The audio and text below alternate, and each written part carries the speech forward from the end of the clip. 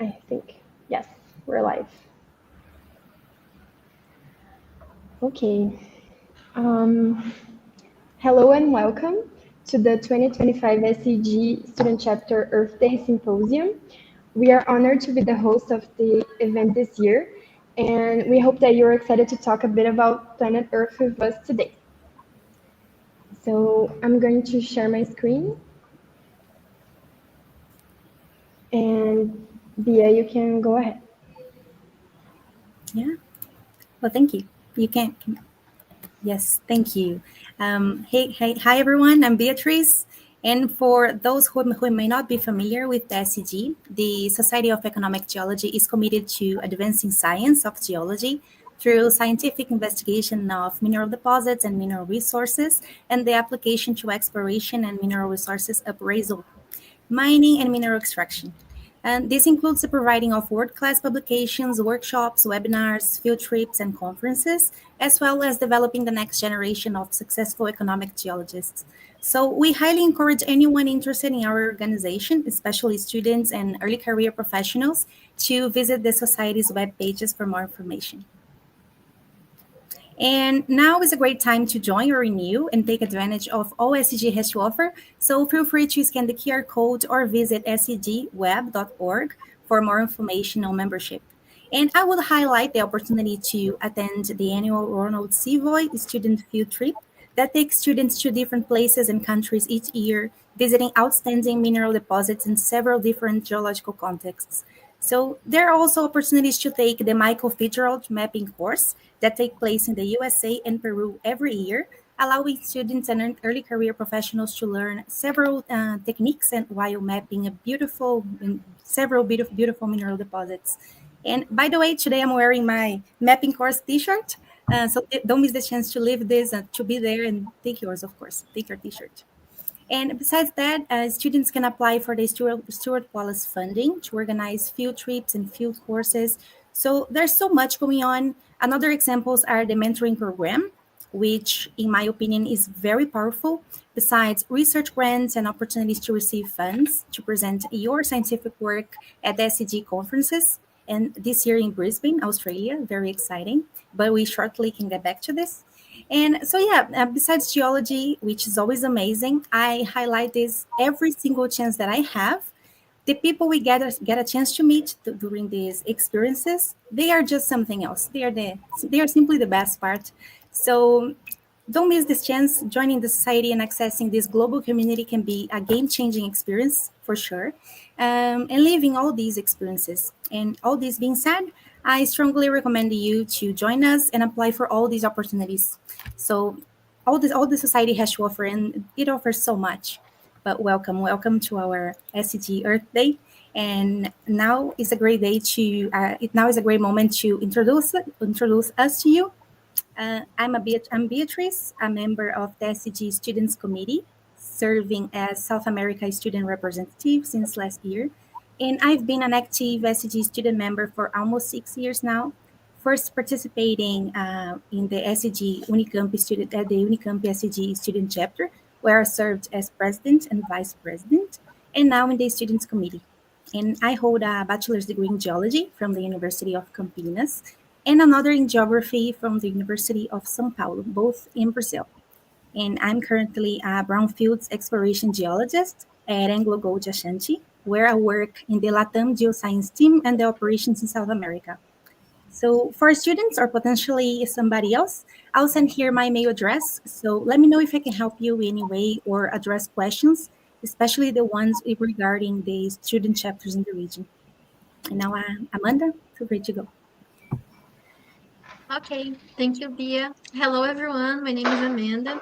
I'm a geologist. I'm pursuing a Master of Science in Geology at University of Brasilia in Brazil. And now I'm working on potential of our gold exploration in a paleocraterozoic porphyry copper system. I'm also an active member at the Society of Economic Geology Science 2022, I think. And I'm also a training associate at Sequent. That's it. Hi, I'm Carolina, and I'm a geologist and also a master's student at University of Brasilia in Brazil.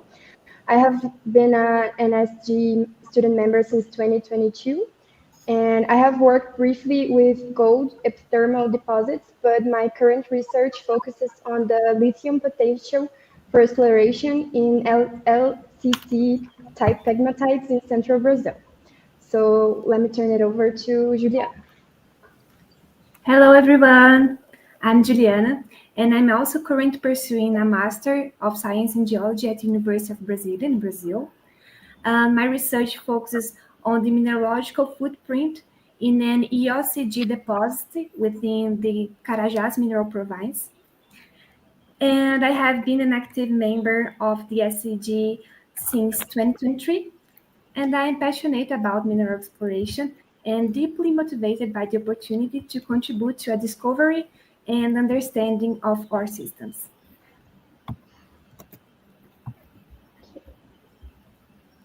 All right, so to start about our event, I'm gonna talk about the why we choose this topic. So why is this discussion important for us as economic geologists? So our main goals here are to bring participants up to the reality of mining and the face on the demand for critical minerals, and the role of geologists in developing sustainable extraction projects. So reflect on the challenges, ambitions, and roles of early career geologists in a world facing rapid climate change and other ecological and social challenges. So we're here to also promote learning and inspiration among different generations of geologists, create a platform for diversity of ideas and perspectives, as well as strain collaborations between SEG student chapters. So we're from Brazil, so we're here also to promote the Brazilian scenario on a worldwide scale, bringing participants here from Geological Survey of Brazil and other professionals from around the world. So, another question. Can we fight climate change without digging deeper into the earth? We have some data that could talk about that. So, Science to 2016, the Paris Agreement set long-term goals to sustainability reduce global greenhouse gas emissions, to hold global temperature increases to the limit it to 1.5 Celsius degrees above pre-industrial levels, and recognizing that this would significantly reduce the risk and impacts of climate change. The current goal is to reduce emissions by 45% by 2030 and achieve the net zero indices by 2050. But since 2029, there was only 2.6% of reduction, and so we still need to reduce another 43% to reach the 2030 goal. You can, yeah. So, replacing fossil energy sources such as coal, gas, oil-fired power with energy from renewable resources such as wind or solar would dramatically reduce carbon emissions. But with this change, it also comes with a demand for large quantities of minerals to make up batteries and other technologies, such like lithium, copper, nickel, cobalt, graphite, and rare earth elements. These are some of the most critical resources. And according to the International Energy Agency, with the mineral projects that are currently in production and the most promising new projects that will be developed, will have really to support the requirements until 2030, but fall short to the net zero goals by 2050. So, with the exception of two main materials that we have that are copper and lithium.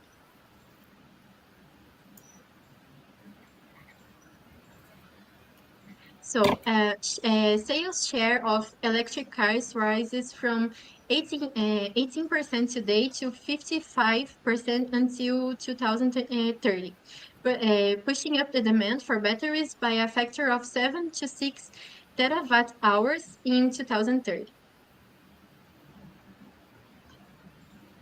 Now about lithium.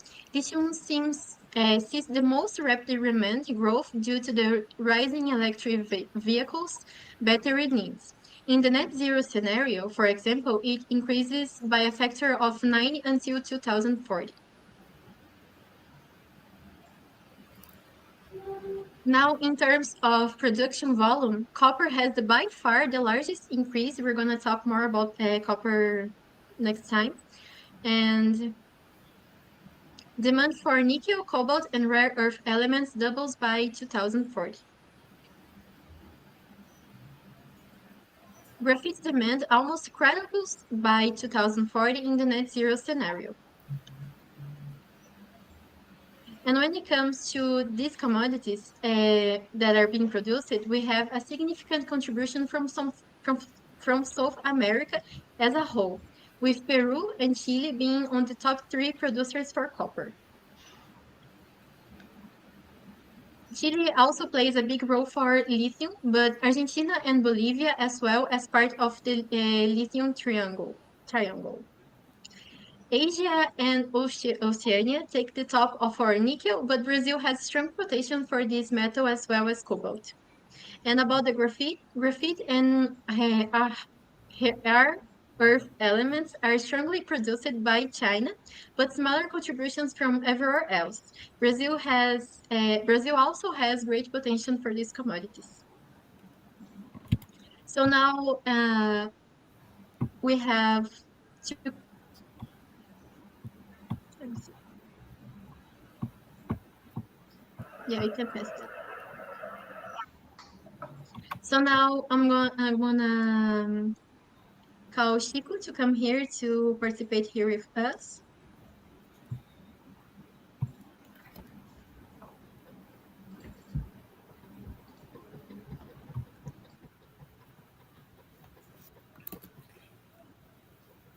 Hello, everyone. Well, hello. Chico. Hello. I'm glad to introduce Chico. Chico is the Vice President Business Development for Turmalina Metals Corp since 2017.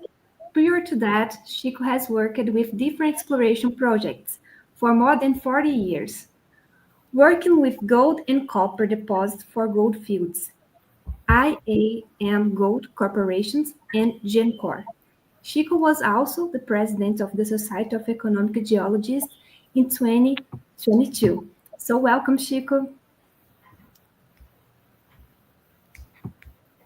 Yes, thank you. Thank you very much for the invitation. Congratulations on the organization of this event, with the second or third time I participate. I think it's a great opportunity to discuss a few things of tremendous interest to students, early career professionals particularly. My thanks to the moderators, Amanda, Carolina, Juliana, and Beatriz. Well done, great job. And basically, yeah, I would like to start get someone to get my presentation started, and then we take it from there. Okay. Is someone running my presentation there? I think Carol is working on that. It looks like it's coming, yes. There it is. Right. Yeah, excellent. Thank you. Next slide, please.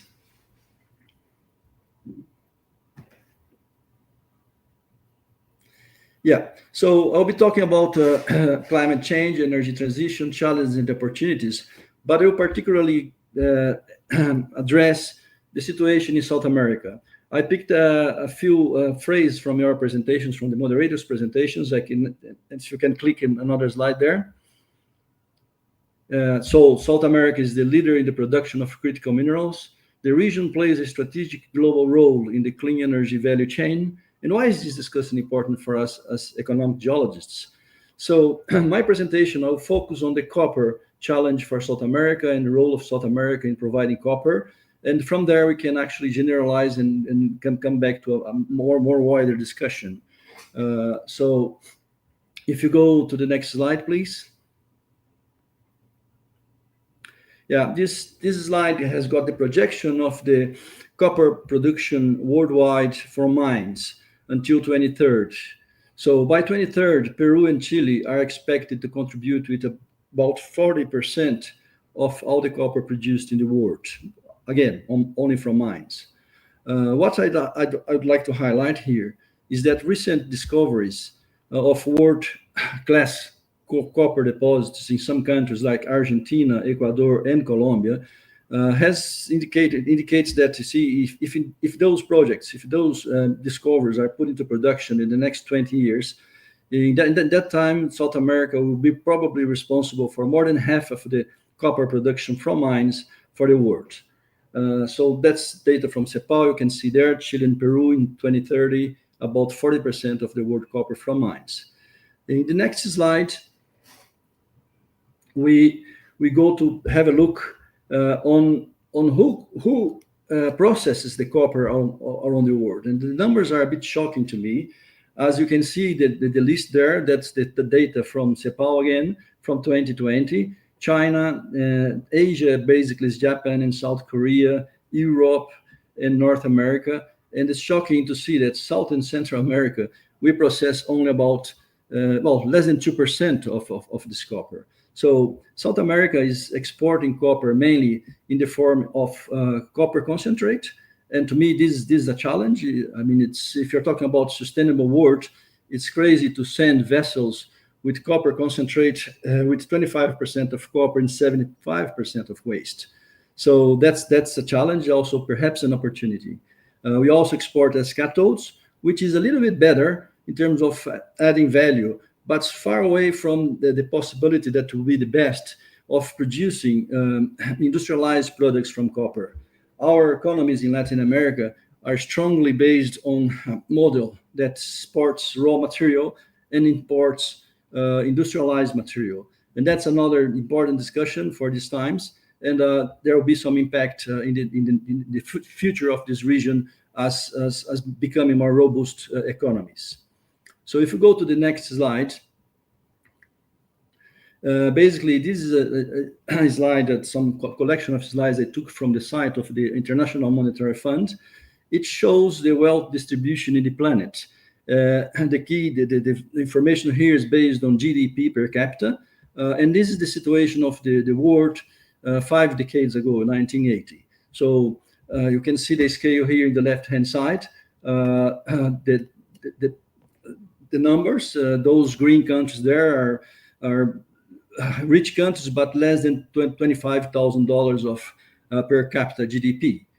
So the rich countries in 1980 was North America, Europe, the oil-producing countries in Northern Africa and Middle East, plus Australia. If you add another 10 years and go to 1990, next slide.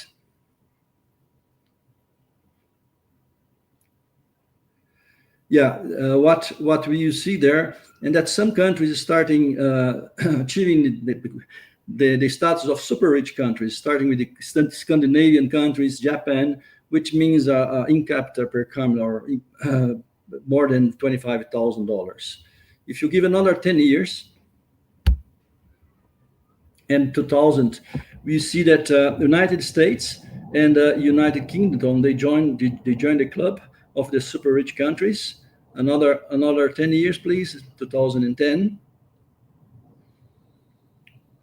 And what we see there is also Canada, Europe, Australia, and New Zealand joining the club of the super rich countries on the world. South America, you can see over there, some countries are doing better than others, but no one in that highest list of wealthy countries. Next one, please. And that's the 2023. Doesn't change much from the previous slide. But if you go back to the copper, in the next slide, what we see here is the list. I mean, it's the list of countries to where Chile exports its copper. Right? There is a picture in 2010 in the left-hand side, and another picture in the right-hand side for 2022. By 2010, I mean, for 15 years ago, Asia was buying and processing virtually 50% of all the copper exported by Chile as copper concentrate and cathode. Europe and the United States altogether about 22%. There's an important change towards 12 years later in 2022, where Asia, led by China, really starts, gets 70% of that copper, with Europe and the United States still having some significant share, about 12%. And if you go back to the map of the wealthy distribution countries, next slide, please. What we see there is that the copper concentrate of Chile is going exactly to the countries that are rich. USA, Europe, Japan, South Korea. The only one that's not the super rich club yet is China, but that's because only their population is over 1 billion people, but it's going to be soon being there. Next slide, please. So yeah, that's where the Chilean concentrate is going. It's not very different from Peru. I don't have the data for Peru, but that gives us an idea on the challenge to go forward, particularly for South America. And here I bring some those comments from the moderators before, and particularly I'm glad to see the list of presenters that will be certainly giving quite a bit of insights and contribution to highlight why this discussion is important for us economic geologists. Another click, please.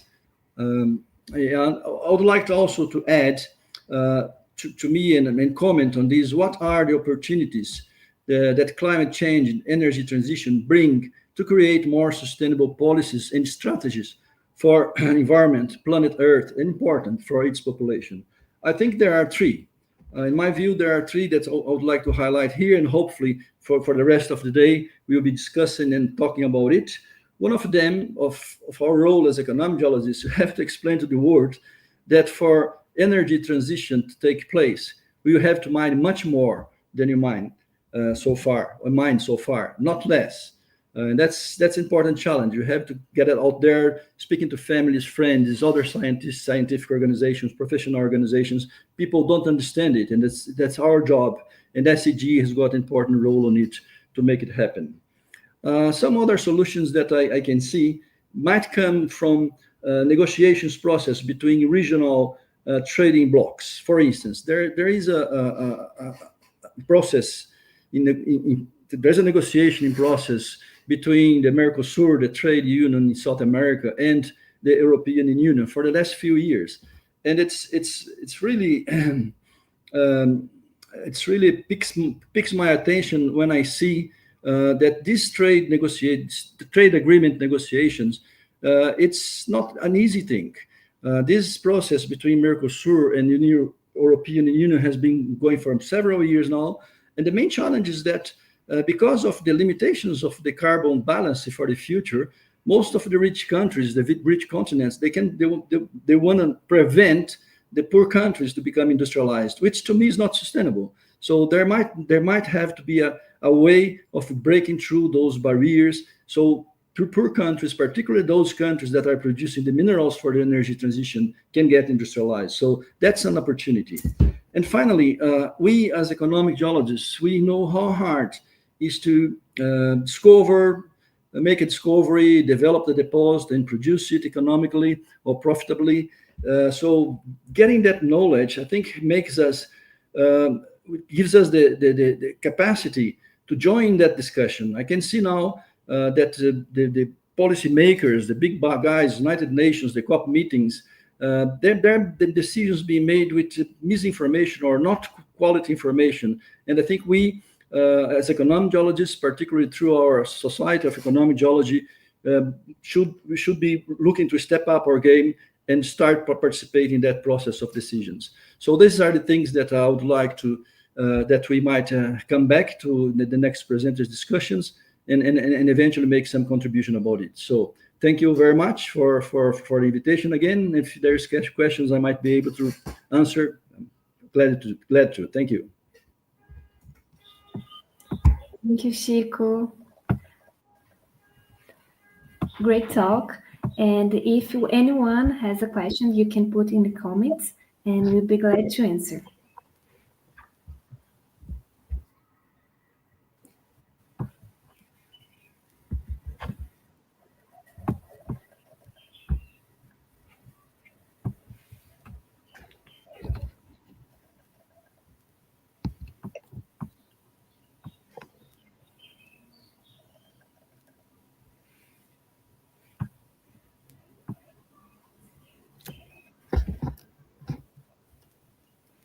I think we can wait for 1 minute. If anyone have any questions, we can move for the next part.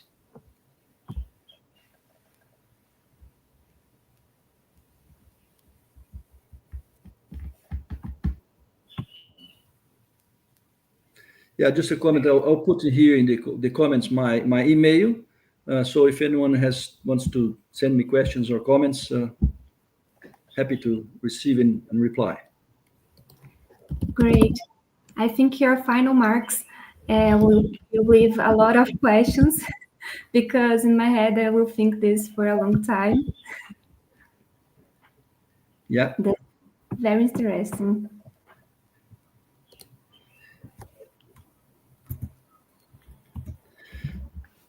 Yeah, no, I think it's quite a bit of a challenge for you guys, the younger generation. I dedicated my career to do exploration, but it's a bit frustrating to see that finding those deposits is not enough. We really, as economic geologists, should be more involved in mineral economy and mineral policies for a country, because really doesn't help. And actually, this lack of development generated by our mines in South America actually brings more difficulty for the mining industry, because people from around the mines, they don't see the benefits, as if the minerals were processed in the country. It could generate better standard of living for the population. So that's not a simple challenge, but it's quite a passionate one. Yeah. It is. It is. Yeah, I can see a question from Beatriz. Yes. Yeah, no, yeah, for students starts as geologists. Listen, I've been working as a geologist for the last 43 years. And one thing I learned in this time is try to find something within the geological sciences, being mining or exploration or whatever it is that you like.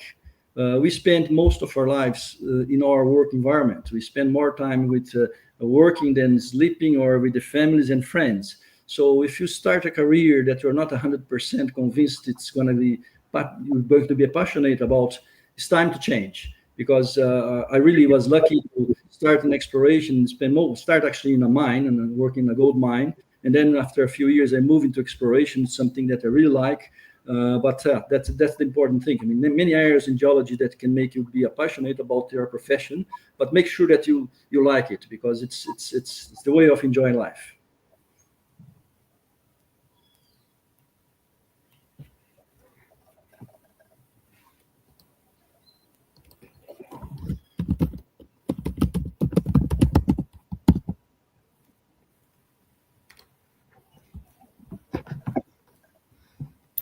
There are also some comments in here.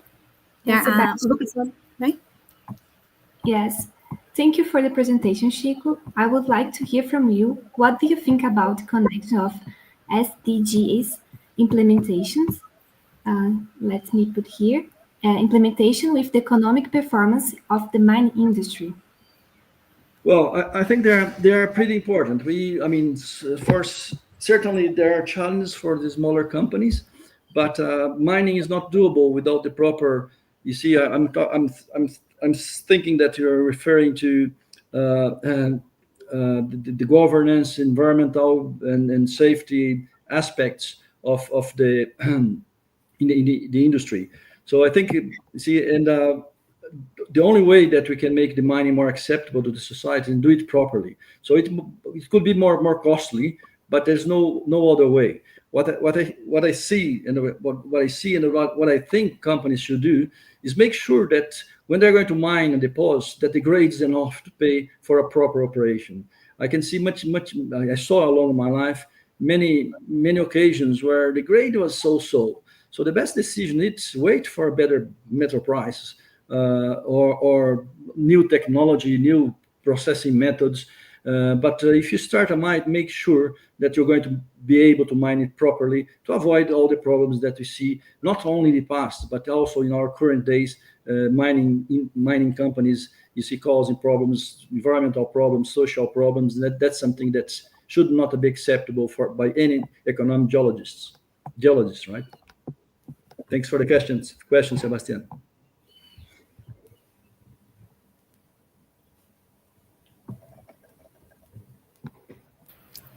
If we have no more questions, and I think we don't, I would like to thank you, Chico. Thank you so much for being here with us. Very valuable to hear from you. So you're always welcome to come back. As you can see, we are always inviting you. We like to hear from you. So thank you so much. Thank you. Thank you very much. My pleasure. Thank you. Yeah. And for next, in here. So for next, we have Adam Simon's lectures. Adam, I would say that you are welcome to join us, but you're here already. Thank you. Hello. Hi, how are you? I'm doing fine. How are you? Good. So nice to have you here with us today. And that's a third. We met in the SEMEX, the Brazilian Symposium on Mineral Exploration, and then during the SEG Lecture Symposium this year. Great to see you again. But thank you. Yeah, so Adam's lectures is called Mineral Resources for Economic Development, the Critical Roles for Economic Geologists. And Adam is a professor of Earth and Environmental Sciences at the University of Michigan, USA. He earned degrees in geology and geochemistry from the University of Maryland and Stony Brook University, and was a postdoctoral fellow at the Johns Hopkins University. His scholarly work focuses on the global flow of energy and mineral resources with an emphasis on the geological availability of energy-critical metals. So, Adam, Amanda is presenting your PPT, your slide deck. All right? Okay. Was she able to download the slide deck? She was. Or upload it? Okay. Yeah, so it's all good. Perfect. I think it's coming. So almost there. I'll let you know when as soon as I can see it.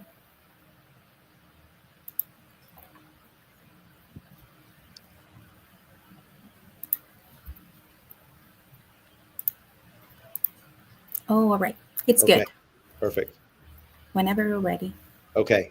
So if you go to the next slide.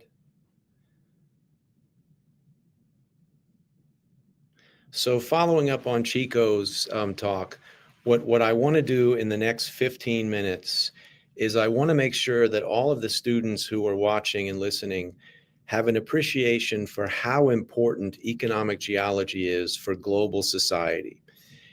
If we look at the images here, on the left, we see New York City in what we think it looked like in the year 1500.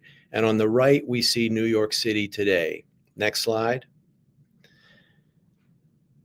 We can look at Rio and Sao Paulo. And when you look at these photographs on the left and on the right, what we see is how much change has occurred in Brazil in only the last 100 years. Next slide.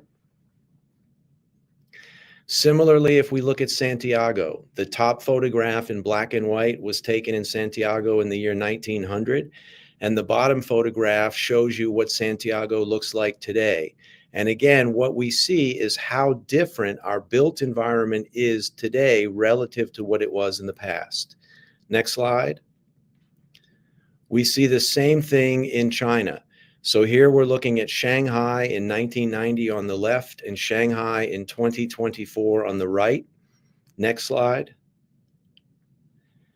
Here we're looking at Seoul, South Korea on the left in 1900 and Seoul, South Korea in the year 2025 on the right.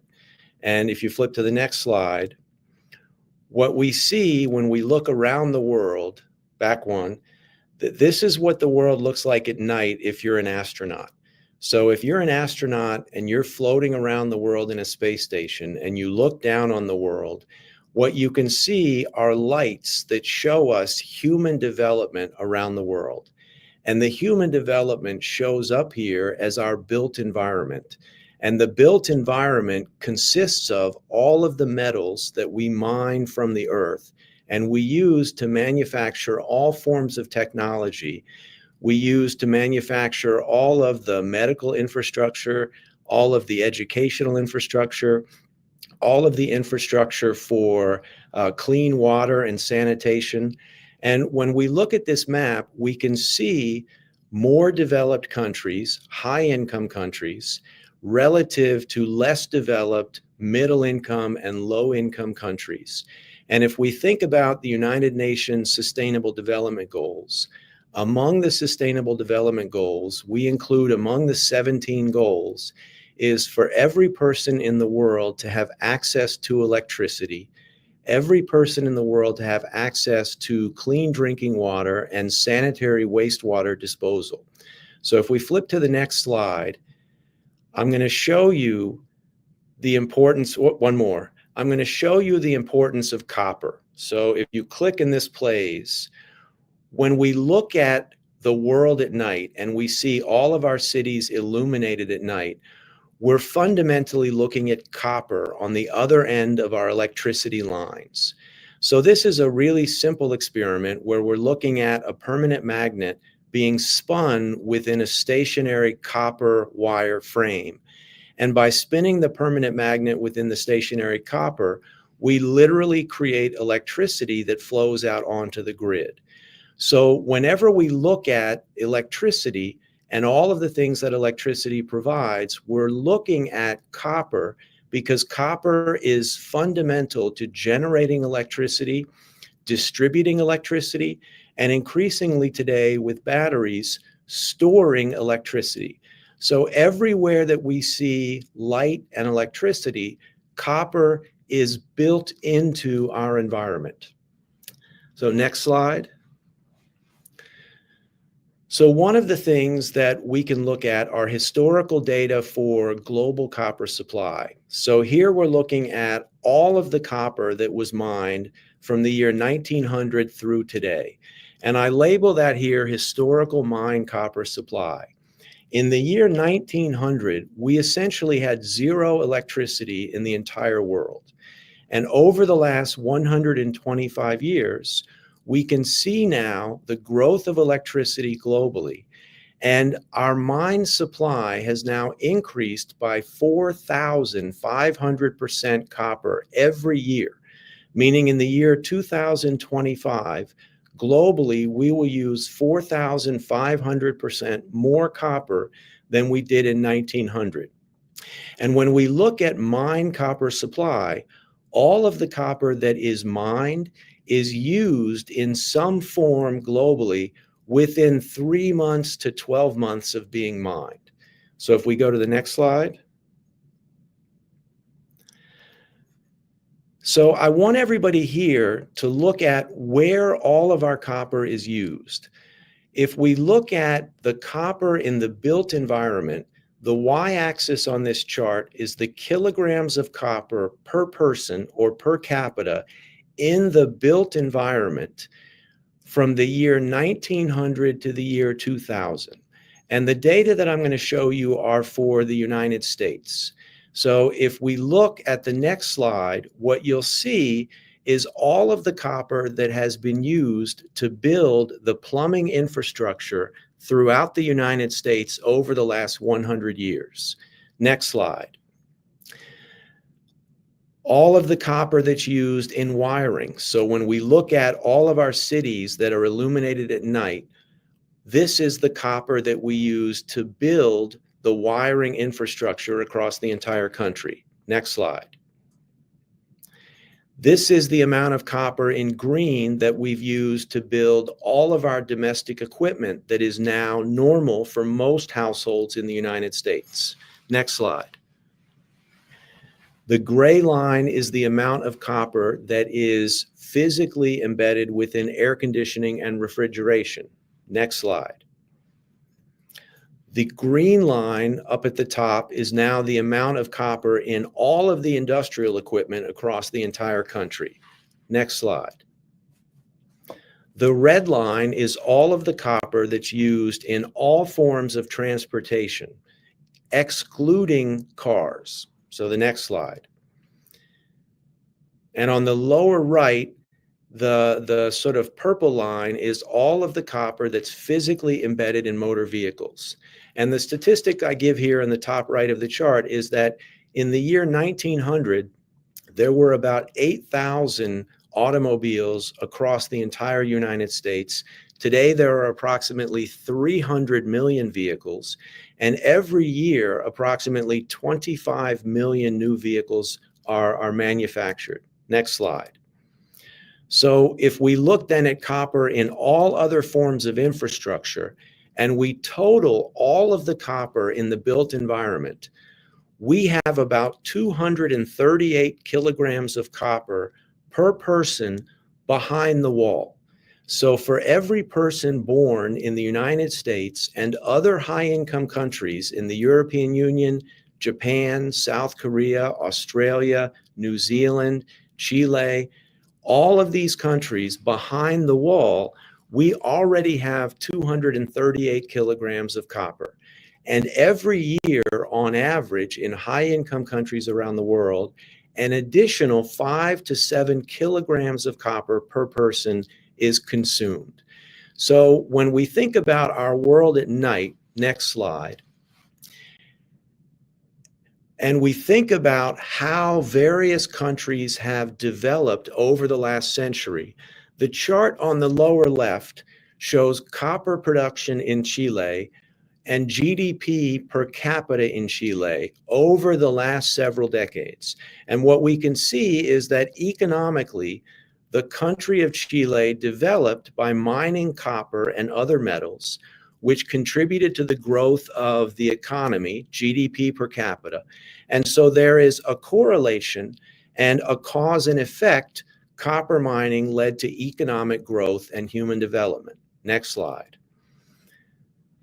Similarly, if we look at China, the chart on the bottom of the slide shows the tons of copper imported into China over the last 65 years, and the GDP, the economic growth of China over that same period of time. And if we look at China's economic growth and human development growth, copper was fundamental for manufacturing all of the various technologies that China exported, and that became a primary source of revenue for growth. Next slide. Similarly, we can look at Seoul, South Korea. And if we look at Seoul from 1960 through today, we can look at how much copper was imported into South Korea, much of that copper coming from Latin America.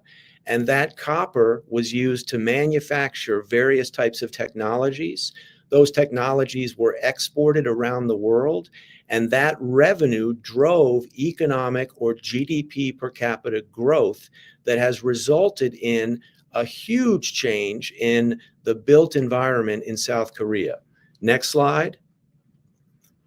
So if we look at our world at night, what I've calculated here is how much copper we need to develop various regions around the world to have a built environment that is similar to the built environment today in high-income countries. We need 1 billion tons of copper in Africa, 360 million tons of copper in India. And so when we look at our world at night and we think about the United Nations Sustainable Development Goals, access to electricity, access to clean cooking, access to healthcare, access to education, copper is fundamental because we need copper to develop the electrical grid, the plumbing systems, the wiring systems that will allow for the growth of human development around the world. Next slide. So the United Nations calculates what they call the Human Development Index, which is a metric that takes into account the life expectancy at birth, the mean or average number of years of schooling for every adult in a country, and the gross national income or the economic productivity per capita. And what we can see is if we look around the world, we see countries such as Brazil and Chile and South Korea and China that are upper middle income to high income countries. And if we look across Africa, what we see here represented by the Human Development Index for the DRC is we see substantially lower levels of human development. And so copper is fundamental for allowing all of the countries around the world to develop. Next slide. And we see that here if we look at electricity generation per capita for the last several decades. We can see the country South Korea that in 60 years has developed from a low income to a high income country. China in 60 years has developed from low income to upper middle income. Brazil has developed from low income to upper middle income. And then if we look at India and the Democratic Republic of Congo, countries that are representative of lower middle income to low income, the only way to increase access to electricity is by building the infrastructure, and that infrastructure requires copper. Next slide. Now, globally, we mine copper and we recycle copper. So the blue line on this chart is the historical mined supply of copper from 2000 through today. And above that in black is the historical refinery supply, where the refinery supply equals the mine supply of copper plus the recycled supply of copper. And what we can see is that globally, we're getting better at recycling and we're getting better at mining. Next slide. And we can project into the future the amount of copper that we need to mine and the amount of copper that we need to recycle in order for future economic growth to equal the rate of economic growth in the past. And so when we look at these data, what we can see is for the historical mine copper supply projected to the year 2050, we need by the year 2050 mining companies to mine about 37 million tons of copper in the year 2050. And if we look at the projected refinery copper demand and we use historic compound annual growth rates for recycling, what we see is that the total refinery supply in 2050 will be about 50 million tons. And what these data tell us, the projections indicate how much copper is needed so the world continues to develop at the same rate of growth into the future as we saw from 1900 to today. Next slide. So that by 2050, about 65% of the copper in circulation will be mined and 35% will be recycled. This requires that globally, we mine about 900 million tons of copper between now and 2050. And this amount of copper is what we need just to maintain baseline business as usual economic growth over the next several decades. Next slide. Among the challenges we have, what we're looking at on this chart is the red line is how much money all of the world's copper mining companies have spent on exploration. And the gray bars are the number of tier 1 copper discoveries announced per year. And what we can see is that over the last decade, fewer tier 1 discoveries have been announced, despite mining companies now spending an average of 5 to 6 to 7 times more money per year looking for copper deposits. So this is a challenge for all the students who are listening, is to figure out how mining companies made discoveries in the past, what technologies worked well in the past, how and why those technologies are not continuing to work now, and to develop new technologies so that we can increase the rate of discovery. Next slide. We know that, as this chart shows, from 1900 on the left through roughly today, copper deposits are being discovered at deeper levels in Earth's crust, meaning that the easy deposits have all been found. And so what we need now are new technologies that allow us to look below cover to find new deposits that become part of our mine supply. Next slide. And we can see that here in these two photographs. On the left is a classic green rocks exploration program, where the green color are copper oxide minerals. And we have known for thousands of years that whenever we see rocks with these green minerals, The green minerals are an indication of the presence of copper, and that's an indication of the potential presence for a copper deposit below the surface. The photograph on the right is taken in an area in Alaska, and below the surface is the Pebble copper deposit, which is the largest unmined copper deposit in the world.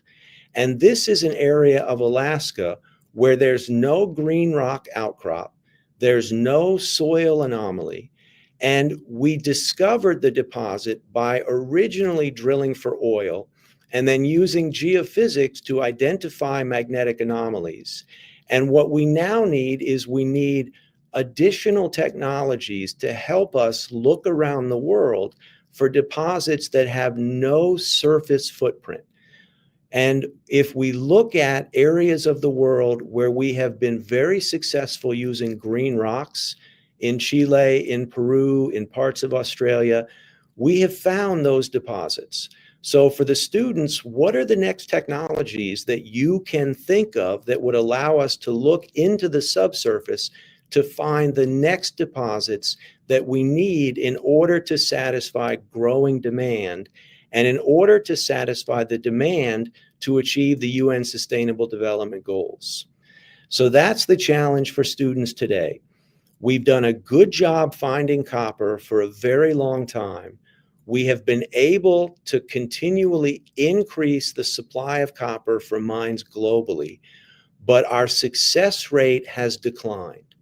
And that tells us that we need new technologies, or we need to improve existing technologies that let us see deeper into the Earth's crust and allow us to see beneath cover where there's no surface manifestation for mineralization.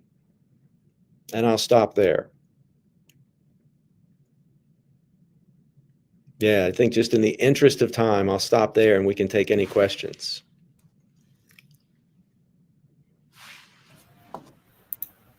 Thank you, Adam. Thank you so much for your lecture. I'm just checking the chat box if we have questions already. And for anyone who's watching, this is a listen-only webinar, but please feel free to add your questions here to using the YouTube chat, and we can receive your questions from here. There are some comments. What an interesting perspective from Gustavo here. Thank you, Gustavo. I'm checking here.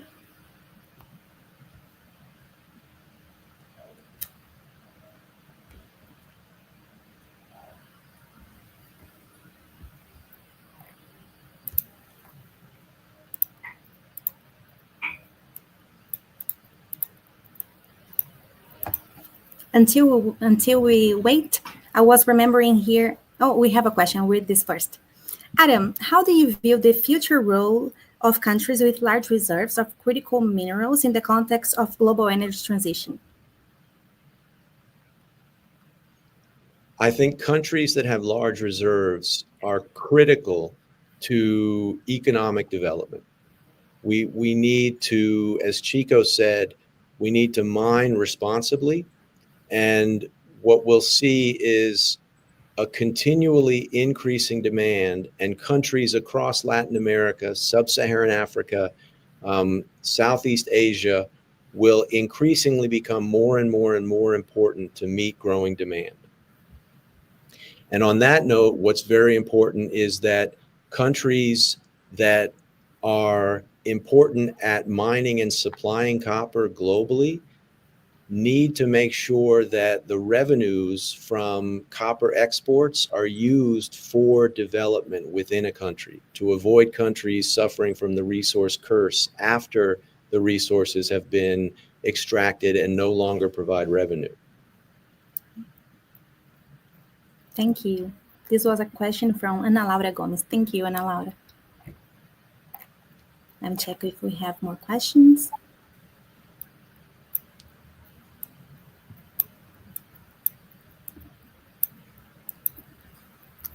Is there any, this is another question from Gustavo. Is there any concern in the market regarding the lack of new discoveries of large deposits as in the past? I think the answer is yes. And I think that over the next 5 to 10 years, what we would predict is from existing deposits, production will decline. And what we increasingly need is deposits that are currently not being developed will need to go into production. And that's going to require copper prices increasing. So if you look at the dollars per ton of copper required to bring deposits into production, throughout Latin America, those costs exceed the current market price for copper. So I think the market is really in need of copper prices increasing in order to stimulate mining companies to make long-term decisions to build new mines. Thank you. And another one. This is from Emilio Torres Jurado.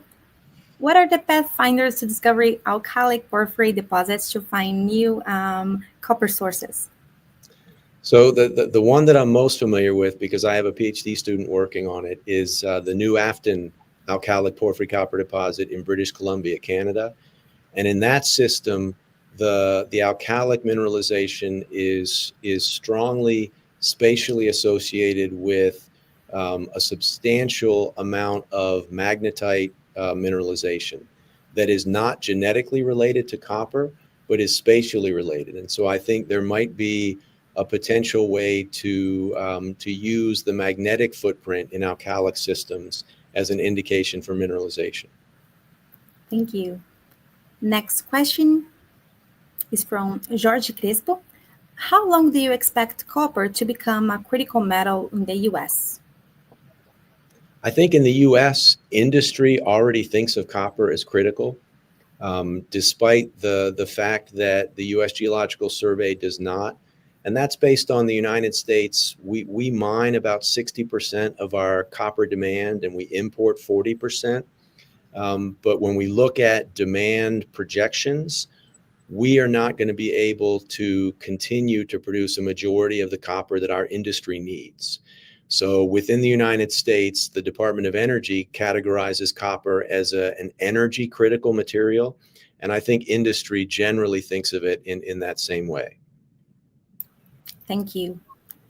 We have some more questions. Maybe we can go for 2 or 3 more questions before going on. Next question is from Natalia Coutinho. Thanks, Adam. The theme is very important for sustainability. I was very happy to see a positive projection of recycled copper. And how is this movement at an international level? Is it possible? Absolutely. So right now, copper recycling globally is about 20 to 25% of global supply. And it has increased at a rate of about 0.5% per year. So if we assume over the next several decades the same annual growth rate as we see back to the year 2000, we'll see the total proportion of copper, recycled copper as part of the global supply, it will get better and better. And that's because copper is infinitely recyclable. So once we mine copper and we use it for a smartphone, we can recycle and use it for a battery electric vehicle, and we can recycle and use it for plumbing. So we can continually use copper over and over and over. And industry appreciates this because the total cost of mining versus recycling is mining is more expensive. And so it makes sense industry-wise to increase recycling rates. Thank you. Next question. Thank you, Natalia. The next question is from Soumena Diallo. I hope I pronounced it right. DRC, as one of the major copper producing countries, why is the development index still low? I think a challenge the DRC faces is using the revenues from critical mineral exports for development within the country. And the DRC, for many of the last decades of the 1900s, there was an absence of a democratic government that used the revenues to improve human development across the country. And so I think the DRC is an example of a country that has a phenomenal endowment of copper and most other minerals that are needed globally. And the question is, can the elected government in the DRC use those revenues to impact and make change? Thank you. We still have more questions for you. At the same time, we really have to move forward. But please feel free to share your email address if you have an opportunity to answer, or even use the chat box from YouTube to answer them if you have some availability. But there are some thank you notes. Chico Azevedo said, great presentation, Adam. As always, thank you. So Mena said, thank you, Simon, for your brilliant presentation. And there are some other ones. But thank you so much, Adam. It was great seeing you again. Thank you. Thank you so much. All right, so that was it for questions. And next, we have here sort of an important moment for us. We asked the students, especially the ones from the region, South America, to send us videos showing the great work they do around. And we received some great entries, and we are presenting now the first one to you.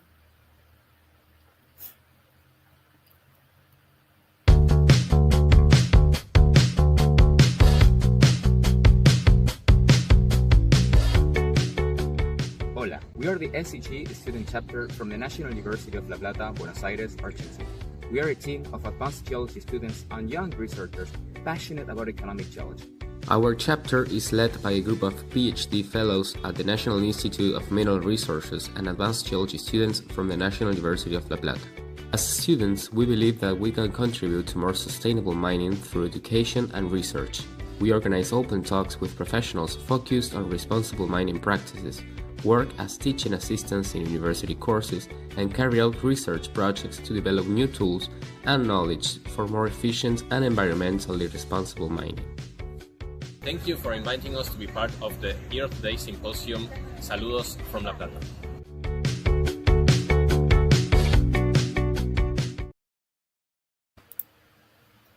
That was such a nice video. Thank you. Thank you so much, guys. Thank you, National University of La Plata, for your entry. And now we have some other ones, so please stay with us. We are displaying them during the event. And now we can move forward for our next guest, which is Lila Queiroz, presenting mining and sustainability in Brazil. Okay, so for our next guest is Lila Queiroz from the Geological Survey of Brazil. Lila is a geologist with a degree from the Federal University of Bahia and a master's degree of geology with a focus on mineral prospecting from the University of Brasilia. She has worked in mineral exploration for the private sector, but since 2014, she is a geosciences researcher at the Geological Survey of Brazil, focusing on mineral prospecting and new technologies applied to geosciences. She currently coordinates the Nickel Brazil project and supervises the Geology and Mineral Resources Division at the Salvador Regional Office. She's also the mother of a 6-year-old child and was the founding member and first president of ABM Geo, which is the Brazilian Association of Women in Geosciences. So thank you, Lila, for accepting our invitation. And yeah. Thank you so much. Are you listening to me? It's okay? I'm going to try to pass to the next slide. Okay. I can do it by myself. So thank you so much for the invitation, especially to Bia that made me the invitation. And it's such an honor for me to be here. My presentation was already done, and I am geologist from the Geological Survey of Brazil. There is now more than 10 years. And I am also coordinating a project of nickel from Brazil. This is just to illustrate the coverage of the Geological Survey of Brazil. We have an office in almost all states in the country. And Well, so I came here with maybe a different perspective of the other people that came before, and it's more focused on Brazil, South America, and why should we look at Brazil in this moment, especially today that is their day. So it's important to know more about our country, and I think that it will complement very well with the past presentations. So Brazil is a huge country. It's the 50th largest country by territory in the globe, and it covers approximately 5.7% of the world's total land area. So it's a lot.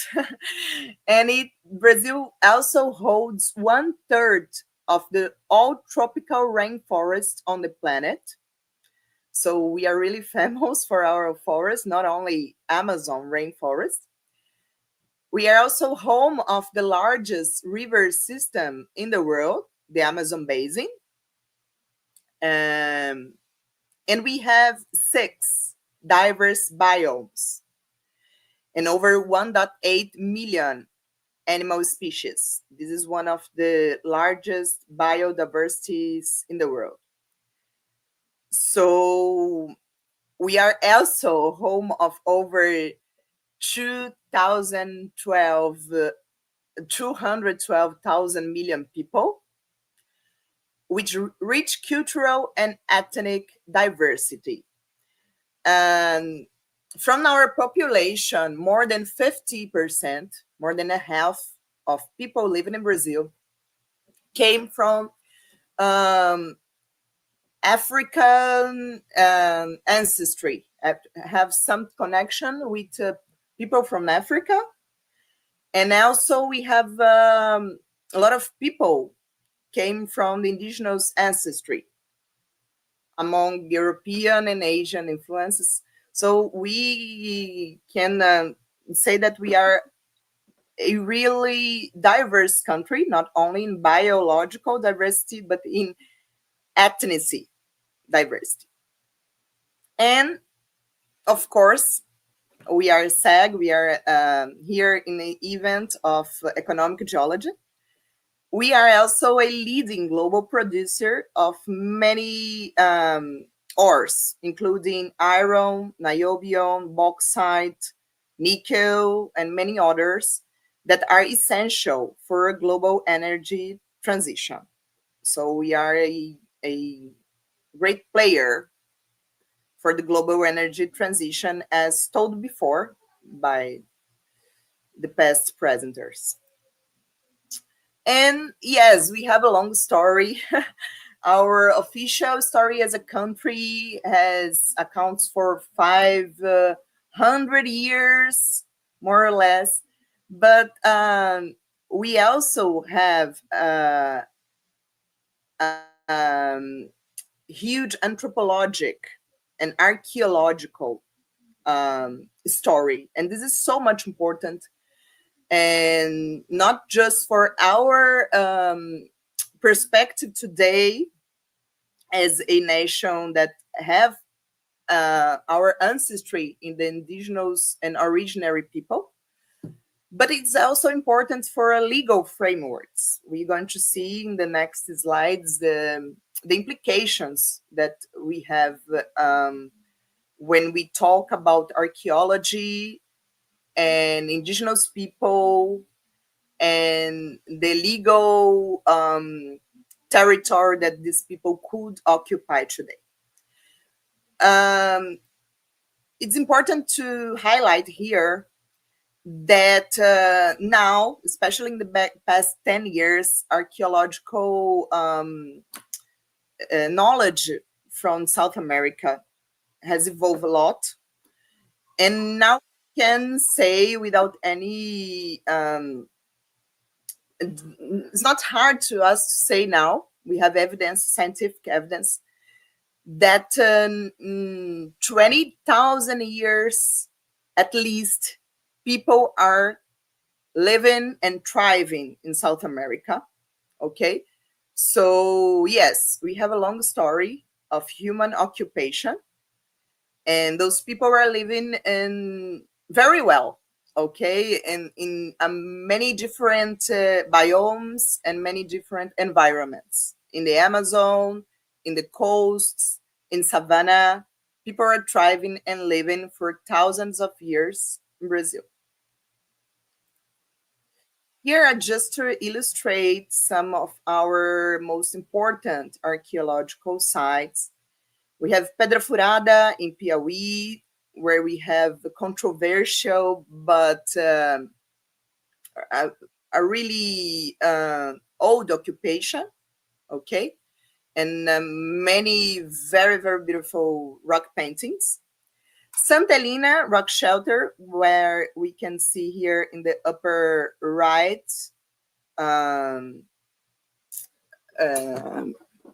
side of the screen, we can see artifacts that were dated in at least 10,000 years. So it's too much for occupations in South America.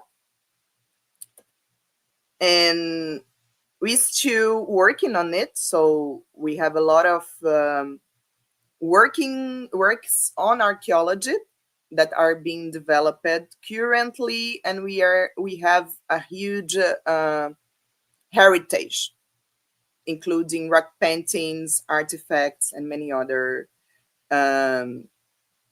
evidence of the presence of people in South America and in Brazil. And I think that it's important to highlight here the Terra Preta Indígena, or indigenous dark earth, that it's a kind of soil, a fertile, dark-colored soil, rich in organic matter, and that were created over thousands of years through human activity. This is so much important because as Brazilian, and I was educated in Brazil, it's normal for us to listen that the Amazon is poor. The soil in the Amazon is poor, is not good for agriculture. And we have to get a lot of chemicals to produce agriculture in Amazon, but it is not true, okay? Indigenous people in Brazil used shifting cultivation, agroforestry, and resource management for sustainable agriculture, reflecting their deep ecological knowledge and respect for nature. So this is sustainability in real practice for millennia. Okay, thousands of years, people in Amazon are developing soils using not just their waste, but using their knowledge about biomes, about agriculture, but not the agriculture that we are used to see, we used to see here now, like in just one species and based on ox and cow economy, okay? The indigenous peoples in Brazil, they had a deep knowledge, and they could keep their soil fertile for generations, okay?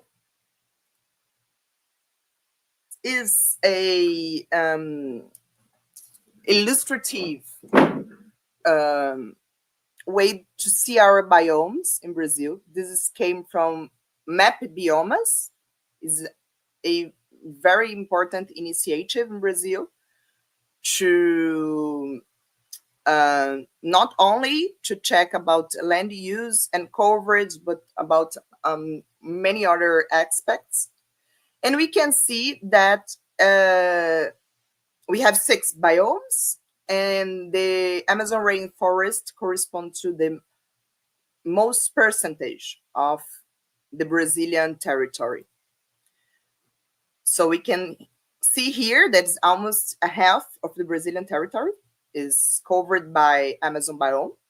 But we still have 5 other biomes, okay? All of them are really important. They are natural systems, and they are really affected by the process of occupation of the Brazilian territory. Not only the Amazon rainforest, there is evidence that are being cultivated for thousands of years, but the other biomes, okay? So the indigenous people used to say that the Amazon is their great garden, because for them it's a garden. They are changing and cultivating that biome for hundreds and hundreds of years as a huge garden that could be passed for other generations, okay?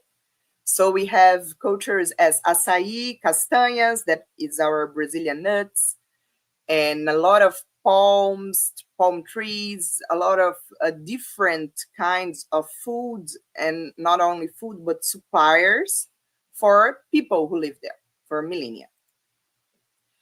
Here is, we can see the soil organic carbon stock, and we can correlate the Amazon, the forests,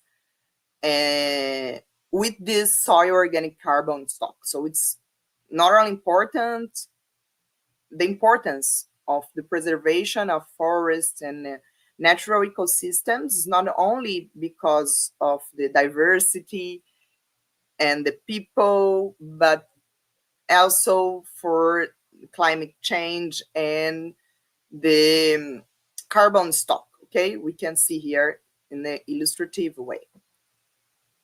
And here we can see a huge threat, a huge danger for Brazilians and for our territory. There is the presence of fire. It's really common, especially on the dry seasons.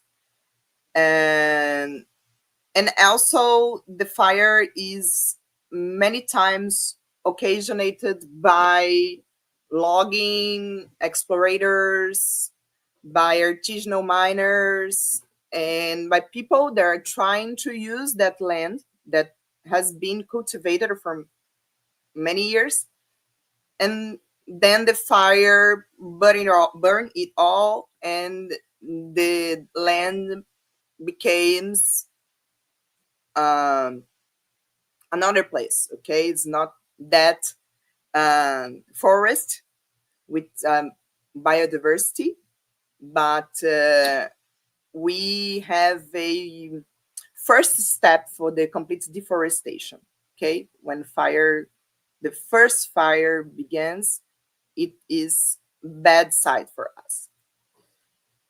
And Brazil is growing and changing, and from 1985 to 2023, we have forest cover loss, okay? Almost 100 million hectares of loss. And we have a farming expansion, okay?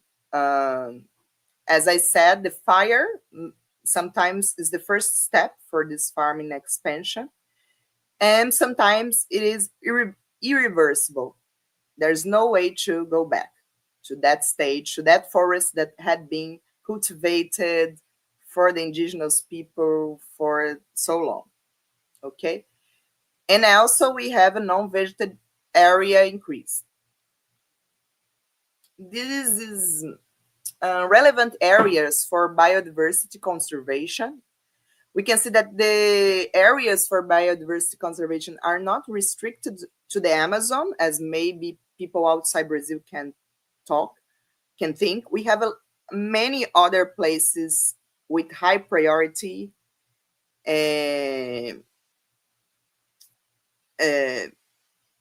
biological ecosystems that must be secured, preserved, okay? Not only in Amazon, but as we can see, in all the coastline of Brazil, in the countrysides of Brazil, it's really the coverage of relevant areas for biodiversity definitely is not restricted to Amazon. Talking about animal species, we are the 50th country in the world in biodiversity, and as we can see, in many groups: mammals, birds, reptiles, fish. And now, talking a little bit more about mining and geology in Brazil. As I told, we are a huge player in the global energy transition. Here is a work that we did in the Geological Survey of Brazil about our knowledge, our geoscientific knowledge, including our knowledge in geophysics, geochemic, mineral resources, and geological cartography. So as we can see here, the hottest colors, especially red, yellow, orange, are places, sites where we have more knowledge, okay? Where we have more geophysics, geochemical surveys, geological cartography, and the purple and blue areas, those areas are where we have less geological knowledge and geoscientific knowledge. So this is important not only for mining, as we know that areas with more geoscientific knowledge, they tend to have more mineral explorations project, and also the mineral exploration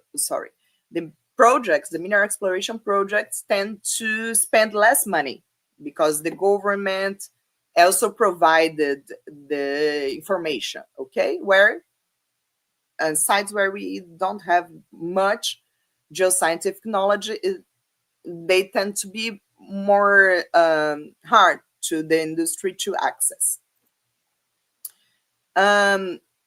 This is a technical report that we made for the PDEC this year, and where you have a summary about critical and strategic minerals potential of Brazil.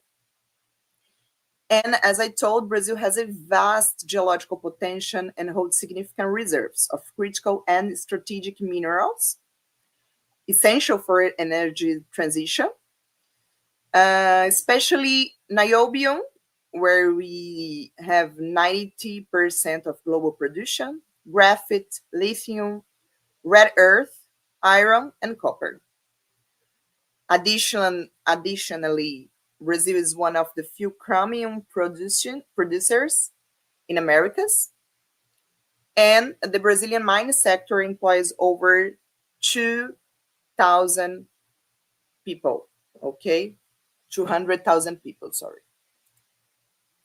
And in talking about our production, what we produce, as I told, niobium is our more maybe relevant production because we detain 90% of the share in the global production, but also iron, graphite, aluminum, vanadium, and lithium. Those are the percentages compared with the global share. And talking about reserves, so we have also niobium, graphite, rare earth, iron, nickel, and aluminum. So we have also diverse mineral diversity. This is about mining in Brazil. Where are our minings? The orange dots here are industrial minings, and where the yellow accounts for the artisanal miners, or garimpos in Portuguese, okay?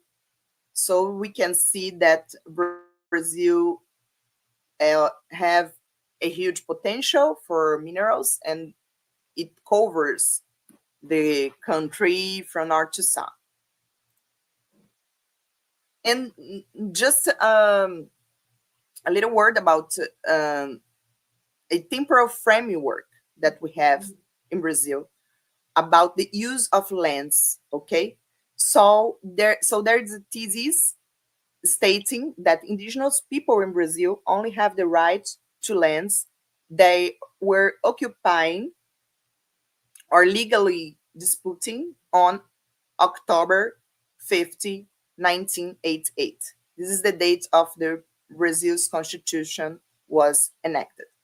So this is terrible for the situation of indigenous people, and because, as I said, originary people are here for thousands of years, and not only since 1988. So this opens a precedent to people, indigenous people especially, have their hometowns took by their hands. I don't have time here to explain a little bit, but this is something that is occurring in Brazil now. It's important to the global audience to know. Another huge problem that we have is the mercury contamination. We have many, many studies. This is the toxicity of mercury is knew by humanity by decades, and it accumulates in the food chains, so it could last for generations. And here, as we can see, it's not hard to find studies, and our rivers in Brazil are being really threatened by mercury. Just to illustrate where illegal gold miners are, this is the border of Brazil and Venezuela. Those are just two photographs to illustrate how quickly it is going. The left photograph is from 2016 and the right one is from 2019. So in just 3 years apart, we can see how the garimpeiros or the artisanal miners could destroy a forest. And for finish here my presentation, for years, Brazil has been one of the most dangerous regions for those who defend the environment, okay? They are not numbers, they are names of people who have gone through long defamation process. So Brazil has been considered in 2023 the second dangerous place for people who fight for the environment, okay? So it's the second most dangerous country for environment defenders. And I would like to bring here the photos of those people who were killed and who actually made something for sustainability in Brazil, okay? And for this reason, unfortunately, they were killed, and I think that's important to illustrate and to finish my presentation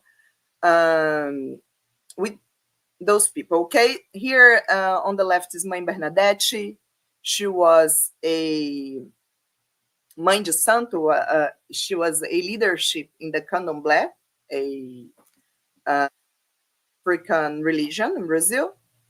And she was killed 2 years ago, okay, for defending their territory. In the middle, we have two journalists, Dawn and Bruno, who were killed in the Vale do Javari in the Amazon for being investigating those illegal activities in the Amazon. The Guarani Kaiowá people, they're being killed, and it's terrible, their situation for many years in Brazil for land uses. Sister Dorothy Stan, Chico Mendes, and Zé Cláudio and Maria, that were also leaderships, environmental leaderships that were killed in Brazil from the past decades. And Brazil is not only rich in resources, but we are rich in responsibility. Okay, so how we mine today and where we mine today determines the sustainability for tomorrow. I don't have much more time, but I'm going to give you a few solutions that I thought it could be possible. One is promote renewable energy, as we said a lot, that Brazil has a vast renewable energy potential. Okay. And we also have a lot of green minerals potential. Protect and restore forests, enforce policies to combat deforestation, increasing support for indigenous people, sustainable agriculture and practice, waste management and circular economy, support policies that recognize and found traditional ecological knowledge, protecting cultural heritage and ecosystem services, integrate indigenous and quilombola knowledge into education, and incorporate those people in policy making. This is so much important. So thank you so much. I'm sorry, I think that I passed a little bit the time. And is this. Thank you for the invitation and for the time. Thank you, Lila. Thank you for such a rich presentation. I think, especially for people outside Brazil, you provided a lot of information that the big media and it doesn't go around as much. So thank you for your presentation. Unfortunately, we are running a bit late. So if anyone has any questions for Lila or comments, please feel free to put those on the comments and or perhaps contact Lila. But yeah, we'll go ahead. Thank you, Lila, for your time and your presentation.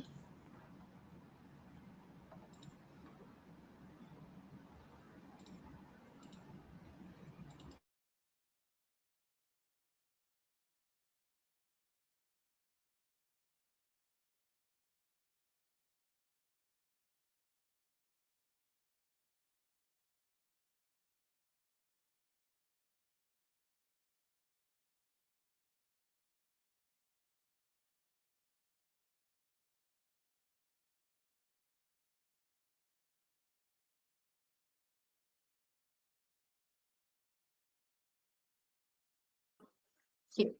So now you're hearing me. That's all right. Okay. So I'm going to introduce Mariana. Mariana has PhD in geoconservation, environmental geology, and geological resources from the University of Minho. She has master in geology and natural resources from the State University of Campinas, Brazil. And she has experience in mine geology, geometallurgy, and mineralogy. Currently, she works as senior specialist in geometallurgy and at Anglo Gold Ashanti, where she works on project development with the scope of the circular economy in mining and geomet. Hello, Mariana. Nice to meet you here. Hello, hello, hi. Good morning, good afternoon. I'm based in Brazil, so good afternoon who's based in Brazil, good morning who's based in Canada and other parts of the world. So, Hello. we have your presentation here. Do you think you can pass it? Yes, could you everybody seeing my screen? Is everybody seeing my screen? Here. Yeah. Do you Yeah. think you can Okay. pass it? Okay. Yeah? Yes, we can go. Okay. Can go ahead. Okay. Thank you, Yeah. Amanda. Thank you. Thank you. Thank you for the invitation. First of all, I would like to thank you, everybody. Thank you for your time as well. Today we will discuss about a theme that I'm really enjoy to study. Today we are talking about circular economy in mine and how Anglo Gold is seeing this circular economy in mining current. So first of all, I would like to do some provocative questions, and I will start my presentation with a video. I don't know if you're seeing the video. I think it's not Let me Amanda. help you. Yeah. I I'm gonna add your screen, okay, to the okay. stage. Mm-hmm.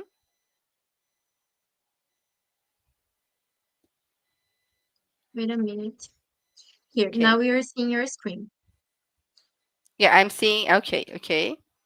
But you're not seeing the video, right? Because it's in YouTube. No, we're not seeing your video. We're seeing your presentation.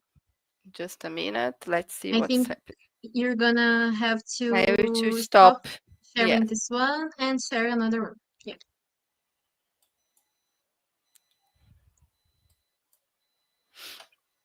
Hmm.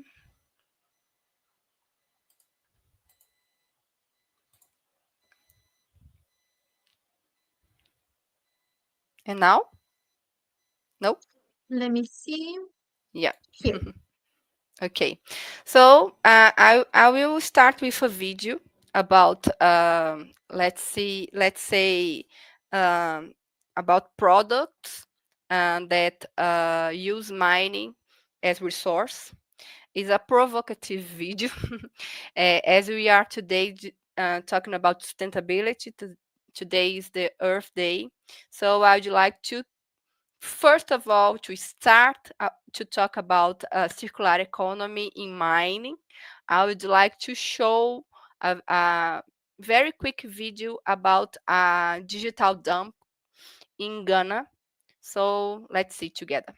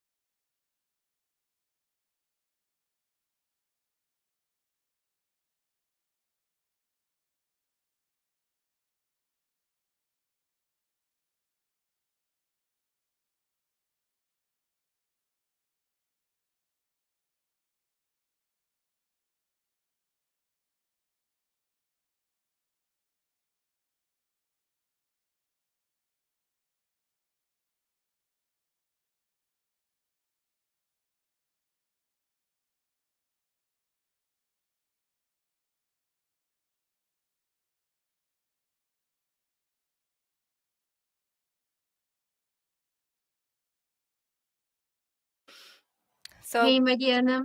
Sorry hello. to interrupt you. Yeah. If you just could make a little introduction about your video, because it was without any sound. Yes, but So people were seeing it, but people were not hearing. If you could yes, just but do that, okay? okay, because it was without sound mesmo. It's just to us to thinking about what you're seeing, and we are today talking about the Earth Day, and this is a video. The name is a documentary. The name is Sodoma and Gomorrah. It's it's a digital dump. This digital dumping receive e-waste from all world, and it's located in Accra, the capital for Ghana. And I started this my presentation present what is the where we are putting our e-waste, that because the e-waste is the last product that we have in a mining chain. Why I'm saying the mining chain? Because all the e-waste we are seeing in this video, the resource that we need is come from mining. So as a geo research, we need to thinking about consumption, where I'm going to put my cell phone. Here we have gold, we have palladium, we have iron, we have copper. So that's one thing that I just would like to start the presentation. Okay. So now let's talking about circular economy and how AngloGold is seeing circular economy in their operations. Okay. So I need to stop to share, and I will share again the presentation. Okay. Yes, okay.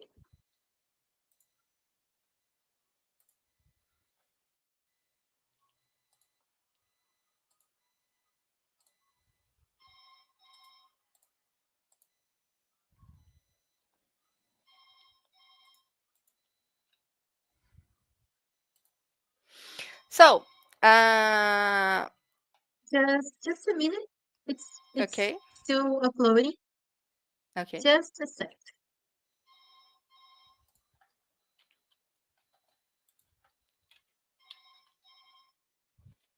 Is it okay? Not yet. Let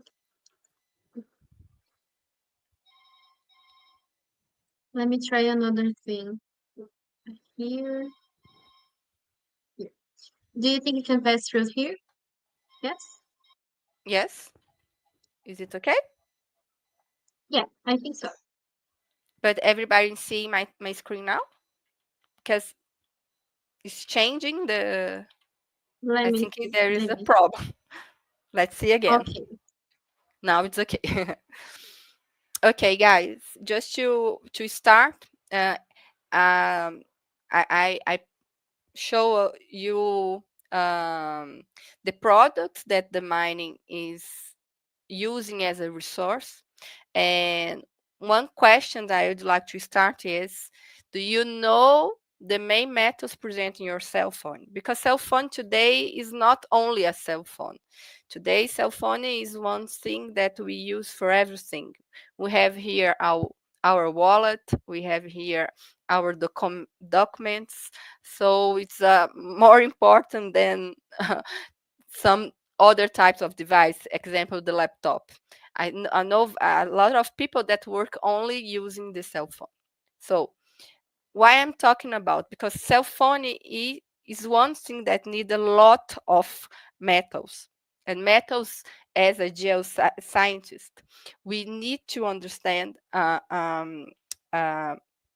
consequence to use metals and how to consume the metals. So just one question to start. And here is a graphic that's showing that 1 million iPhones contain almost 16 tons of copper, 300, 350 kilos of silver, 34 kilos of gold and 15 kilos of palladium.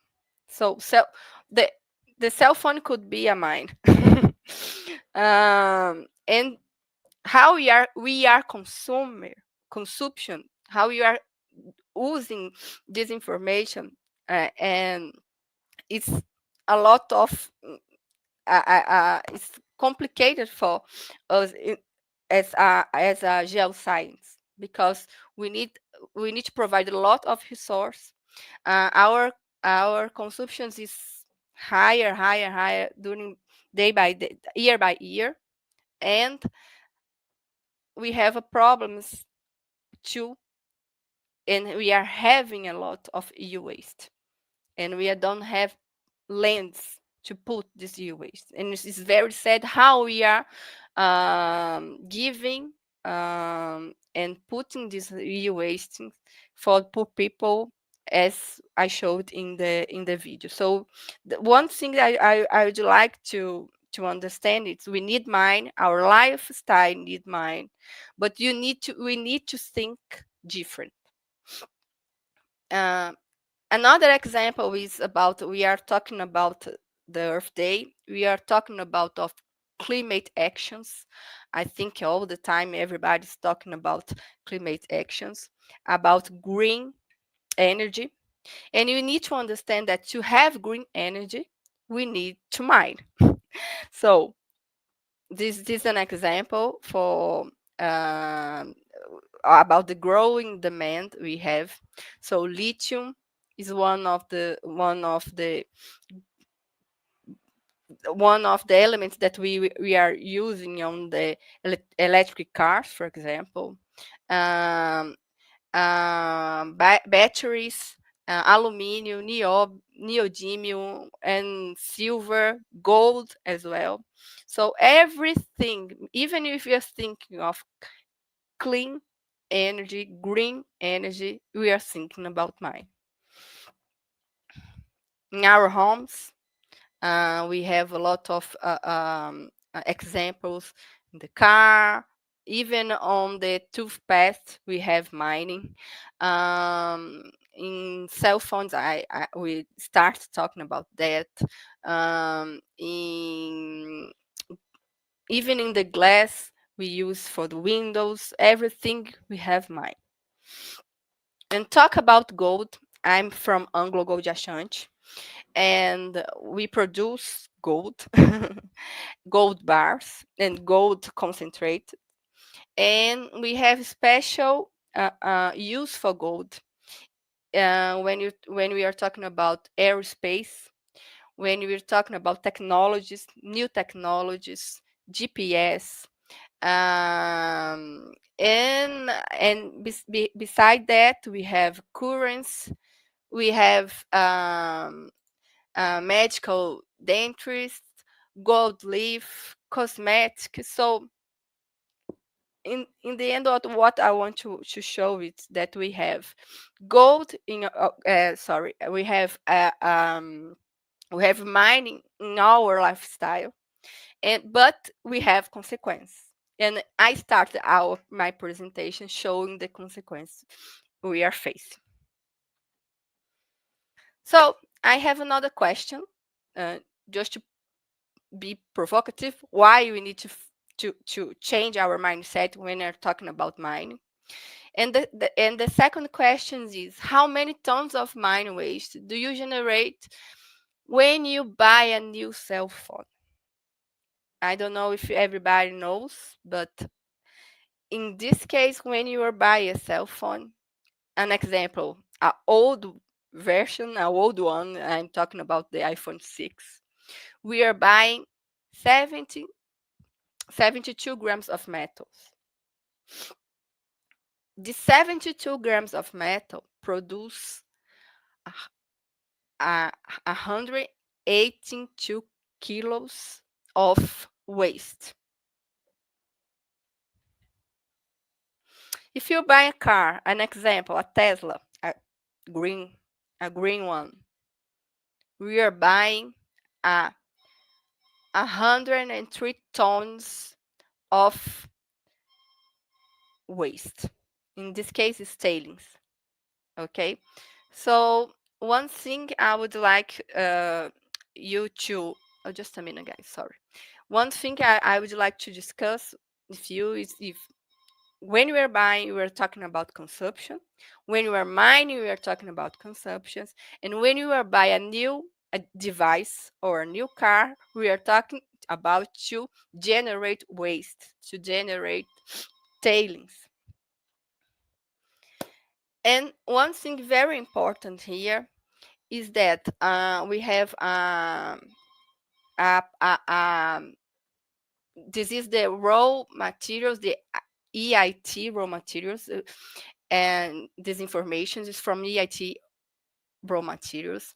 And these graphics here show that the population is growing, and our global resource to consumption is growing 15% more than the population.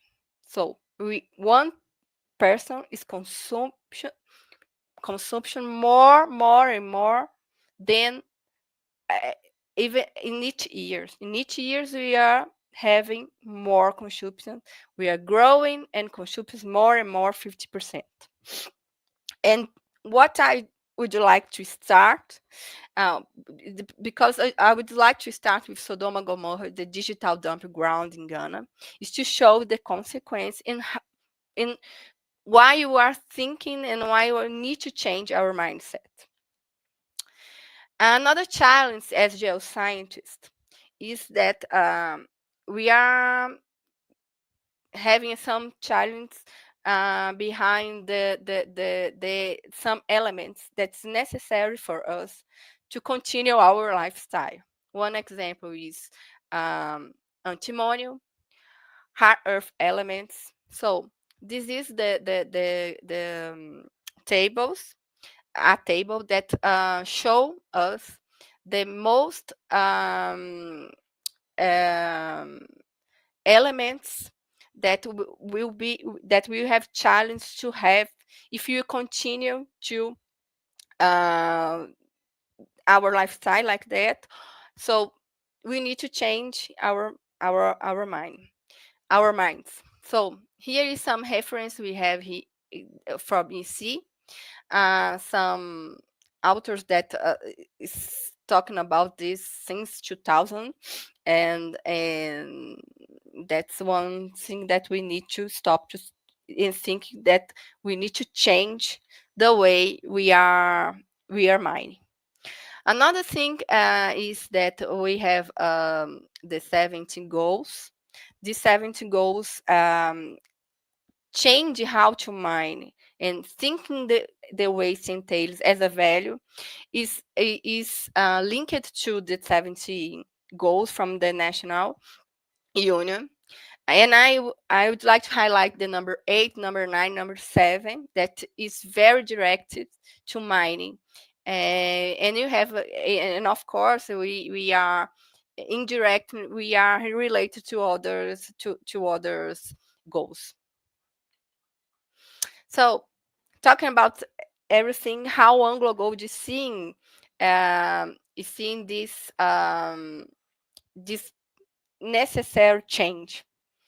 How we are geoscience research are involved.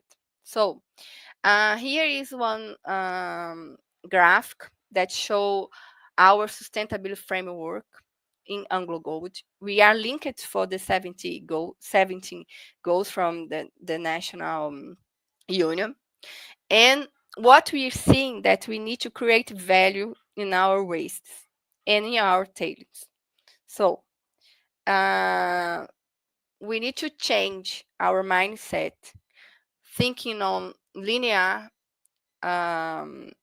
economy as resource extraction, production, distribution, consumption, and dispose, and change for one circular thinking.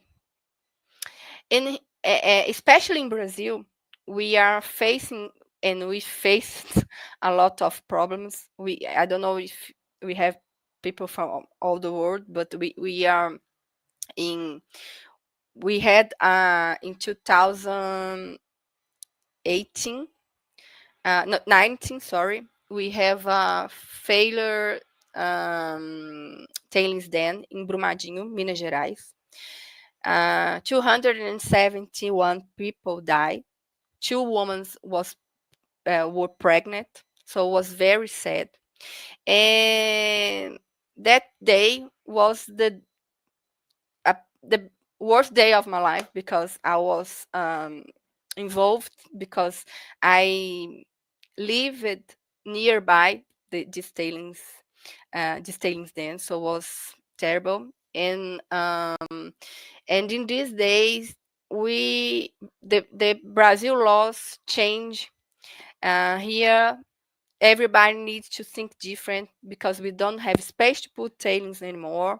We need to think new ways to dispose the tailings, and that's why Anglo Gold needs to change, and we are changing how to think and how to see the waste generation. So this is one model that we have now in our operations. Okay, we need to mine, we need to produce, but we need to think how to generate waste and how to generate tailings. So we develop projects, a lot of projects. We have a lot of people studying wasting together. Even I did my PhD researching with tailings. So we change our vision about tailings. We see that tailings is now an opportunity. We try to ensure that these tailings have value. We ensure compliance with requirements, Brazil requirements. And after to understand what is the potential of that waste, we implement the projects that we reuse the tailings. So the tailings nowadays we don't have tailings. We talk about new products, co-products. Here is one example.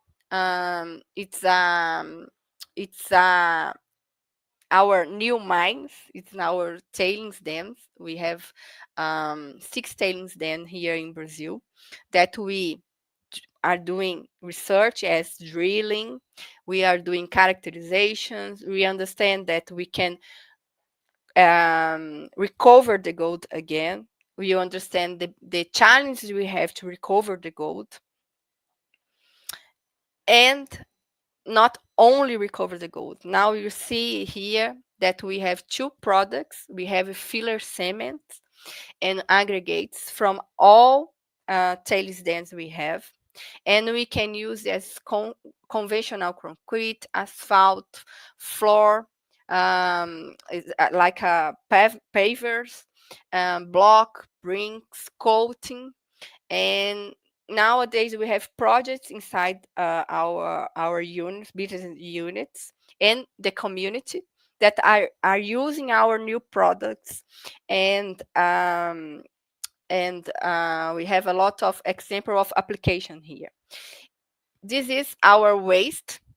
We have a lot of types of wastes, and we are using the waste as coating. So here, this wall here is all covered with this coating. One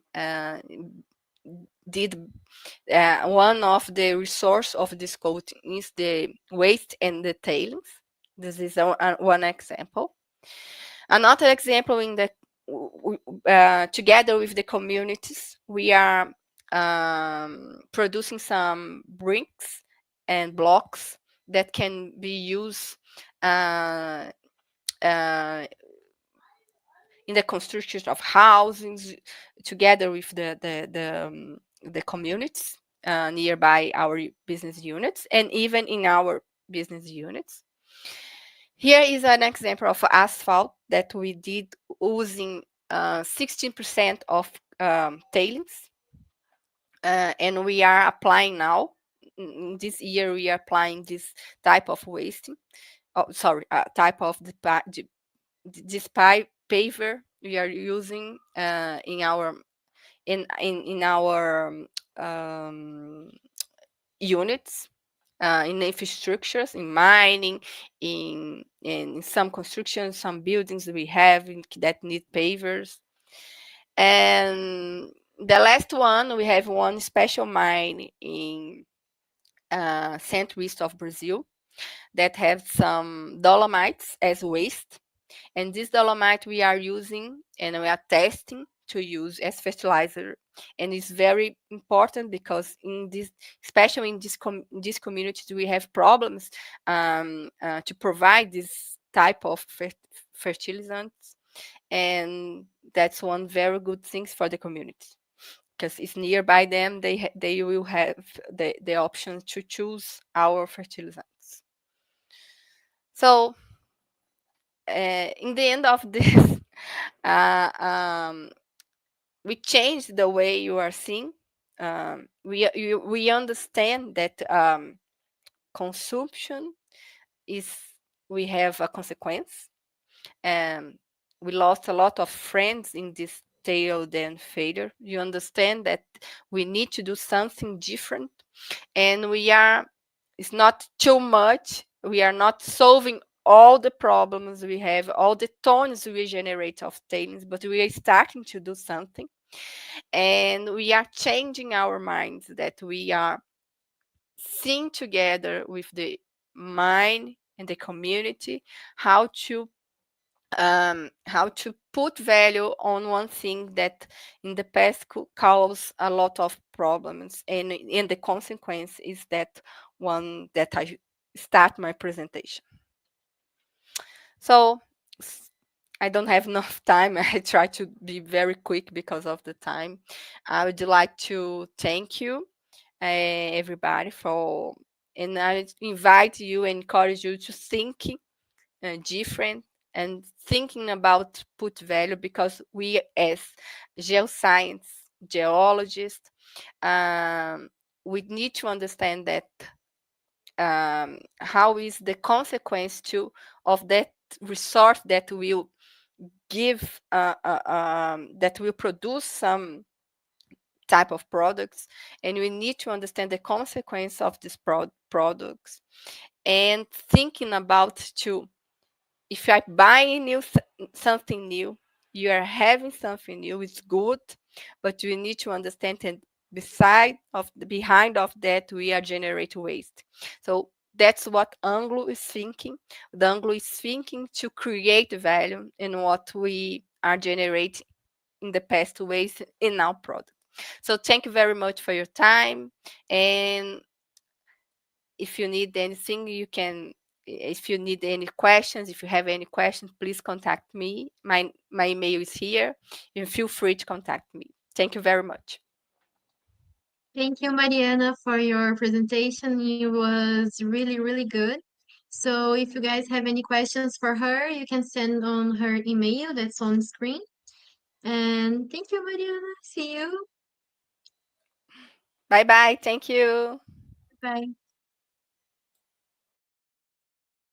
So now we're gonna start with some videos about the student chapters we were we're showing with you guys before. Let me see.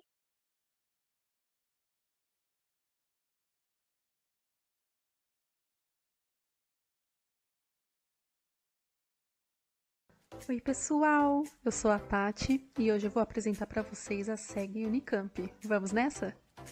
Nosso Student Chapter está no Instituto de Geociências da Unicamp, em Campinas, São Paulo. E temos um marco importante chegando, 15 anos de história. Fomos um dos primeiros chapters da SEG no Brasil, fundado em 2010. Atualmente somos formados por alunos de graduação e pós-graduação, e a SEG tem sido fundamental para criar conexões, fortalecer nossas pesquisas de mestrado e doutorado. Ao longo do ano, organizamos palestras presenciais e remotas, minicursos e atividades de campo, que são sempre uma experiência única. E respondendo à pergunta, como nós, estudantes, podemos contribuir para uma mineração mais sustentável? Acreditamos que é por meio de desenvolvimento de projetos que integrem responsabilidade ambiental e social, aliando conhecimento técnico com um olhar atento ao futuro. Tchau, tchau!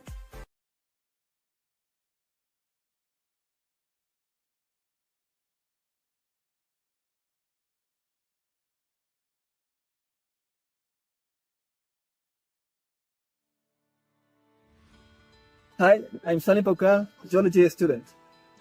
I'm Miss Lendy, mining engineering student. Hello, I'm Dalenberg, 5th year, 3rd year student. Hello, I'm Alan, and I also study geology. Hi, I'm Alice, and I'm also studying geology. And I am Natalie, 3rd year geology student, and we are the SEG Student Chapter at the Central University of Ecuador. How can we as students contribute to a more sustainable mining? By networking globally, we can bring innovation to the mining industry. Getting involved in research and innovation, we can help develop more efficient technologies. We can organize initiatives that promote sustainability and community engagement. Collaborating with professionals and communities help us to build inclusive solutions.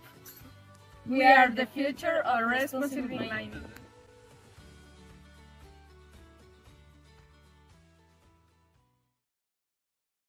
So thank you, Unicamp and UC Student Chapters who send us your videos. I'm gonna pass now the word to Juliana, who will present us the next presentation here. So, welcome, Roberto. I will introduce Roberto Xavier is a professor of economic geology in the Geology and Natural Resource Department of the Institute of Geoscience, University of Campinas, Brazil. His major activities have been focused on teaching, researching, and student supervision of themes related to economic geology and mineral exploration, particularly ore forming process in the evolution of hydrothermal mineral systems and their major controls in regional and deposit scales.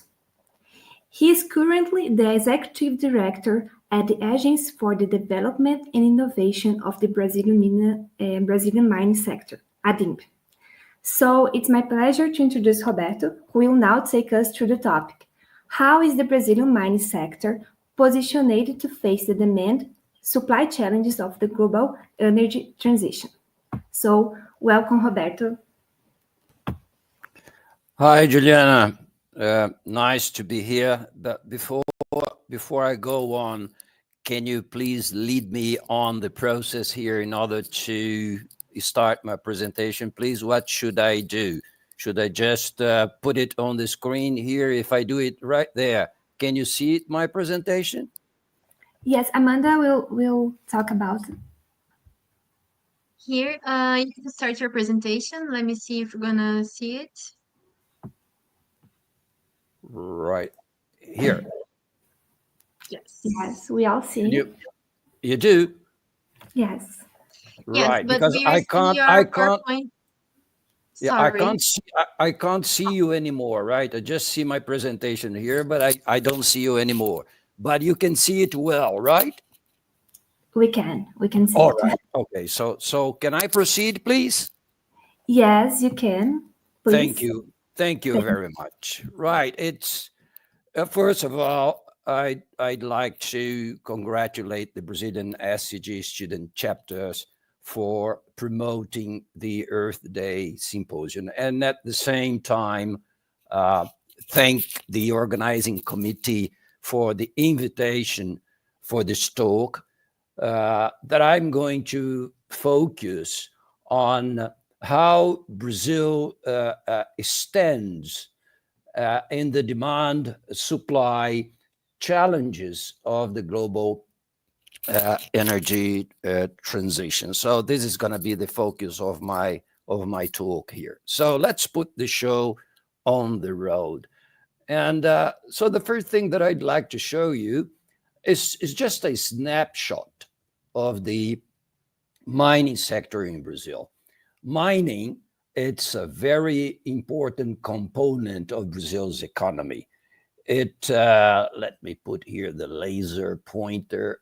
So it contributes to 2.3% of the GDP, 47% of the balance of trade, in a recent revenue of $47 billion.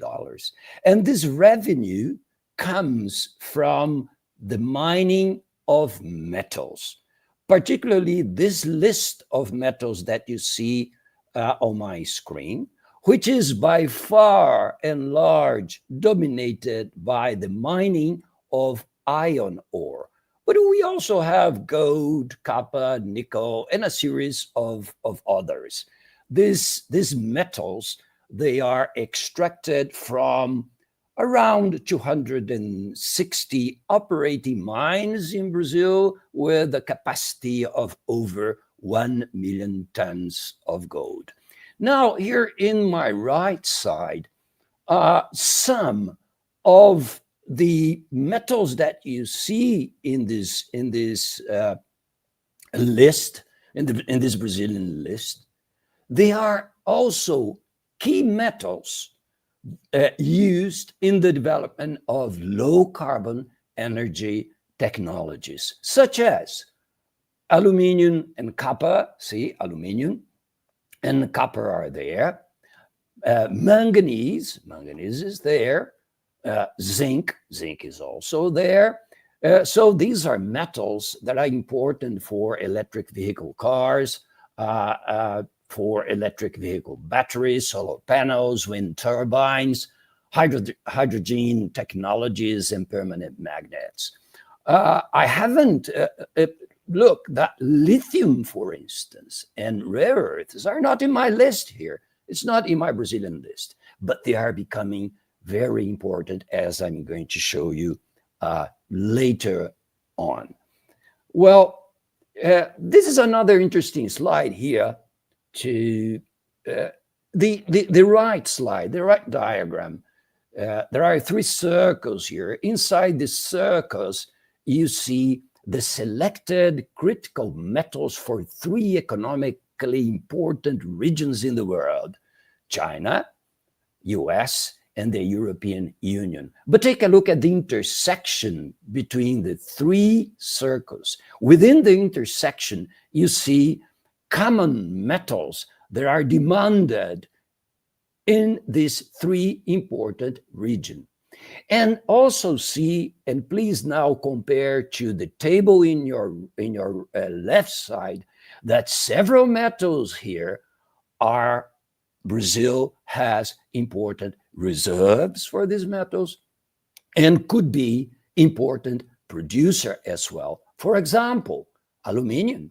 Aluminum, we are 3rd in reserve, 4th as producer. Let's see, lithium, for instance, we are 7th in reserve, 5th in production. Graphite, we are 2nd in reserve, 4th in production. Nickel, the same thing, 3rd in reserve, top 10 in production. There's an outlier here, which is the rare earths. Rare earths here, you see, we are 2nd in reserve, but unfortunately, we don't have a significant production on these metals yet. And there are others which are considered criticals for these regions, and we are quite well positioned in terms of reserve and production, such as niobium. We are the first in everything here. Tin and tantalum, as well as manganese. But where do these metals come from in Brazil?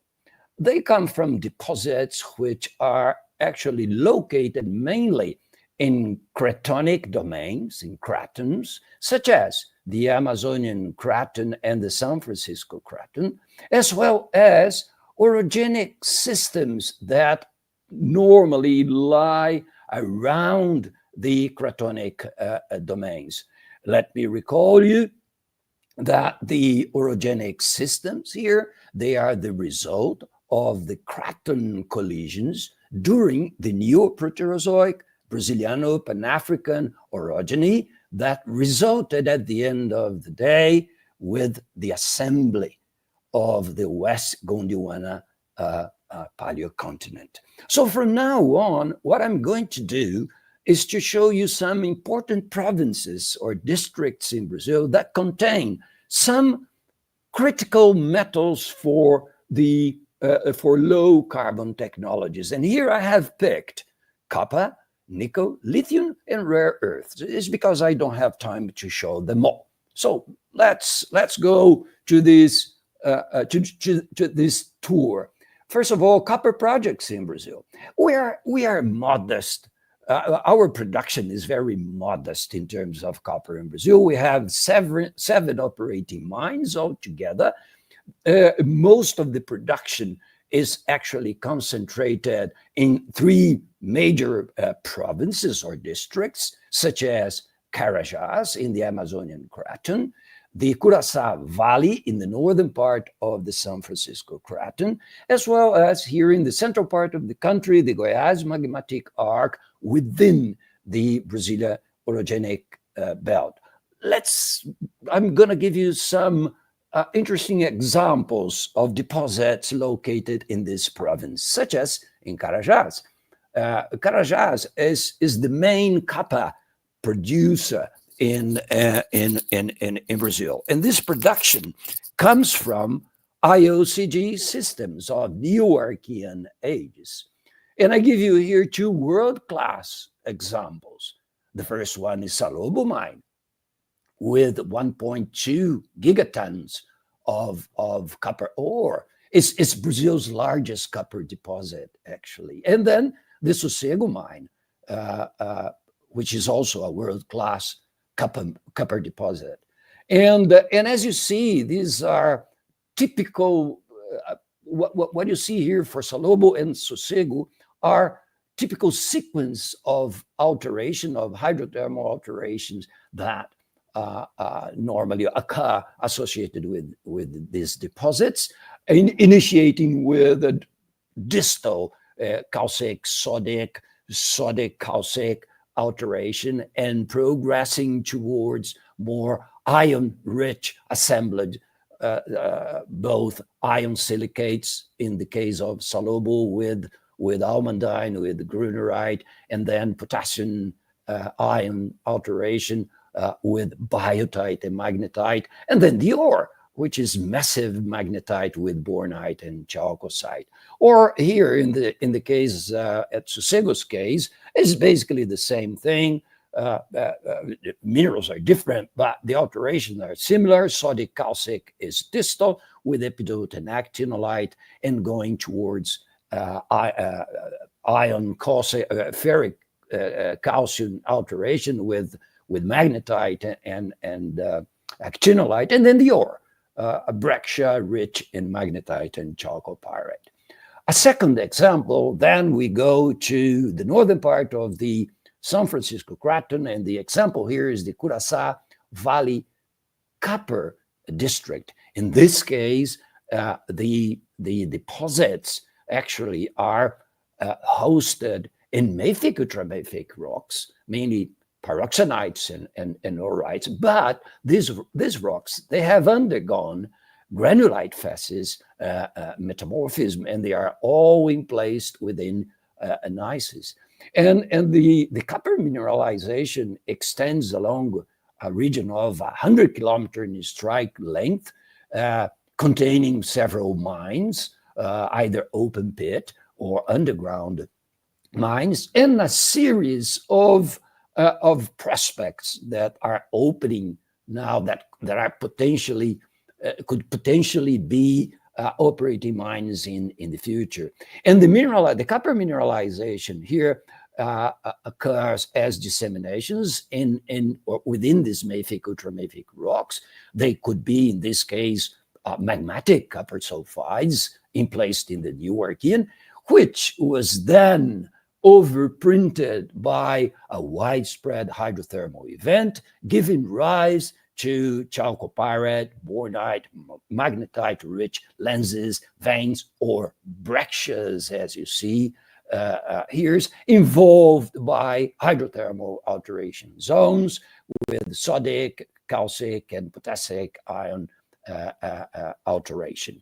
These deposits are operated by Eurocopper. And a third example is still in the copper business. Here we go to the Brazilian belt within the Brazilian orogenic system there is the Goiás magmatic arc of Newarkian age, and within the Goiás magmatic arc, there is a producing deposit called Chapada, copper, gold, and moly. In this case, it's a porphyry type deposit, but which has undergone amphibolite facies metamorphism in the Neoproterozoic age.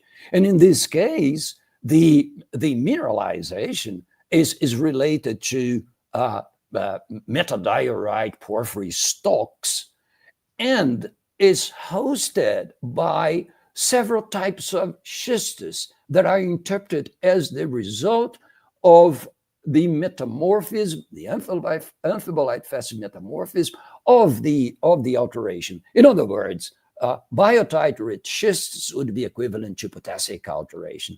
Muscovite-rich schists would be equivalent to sericite alteration in the porphyry style. And the kyanite muscovite-rich schists would be advanced argillic alteration. And here you see some pictures of sulfide veins, pyrite and chalcopyrite, concordant to the foliation in this muscovite schist, or veins of pyrite and chalcopyrite with anhydrite.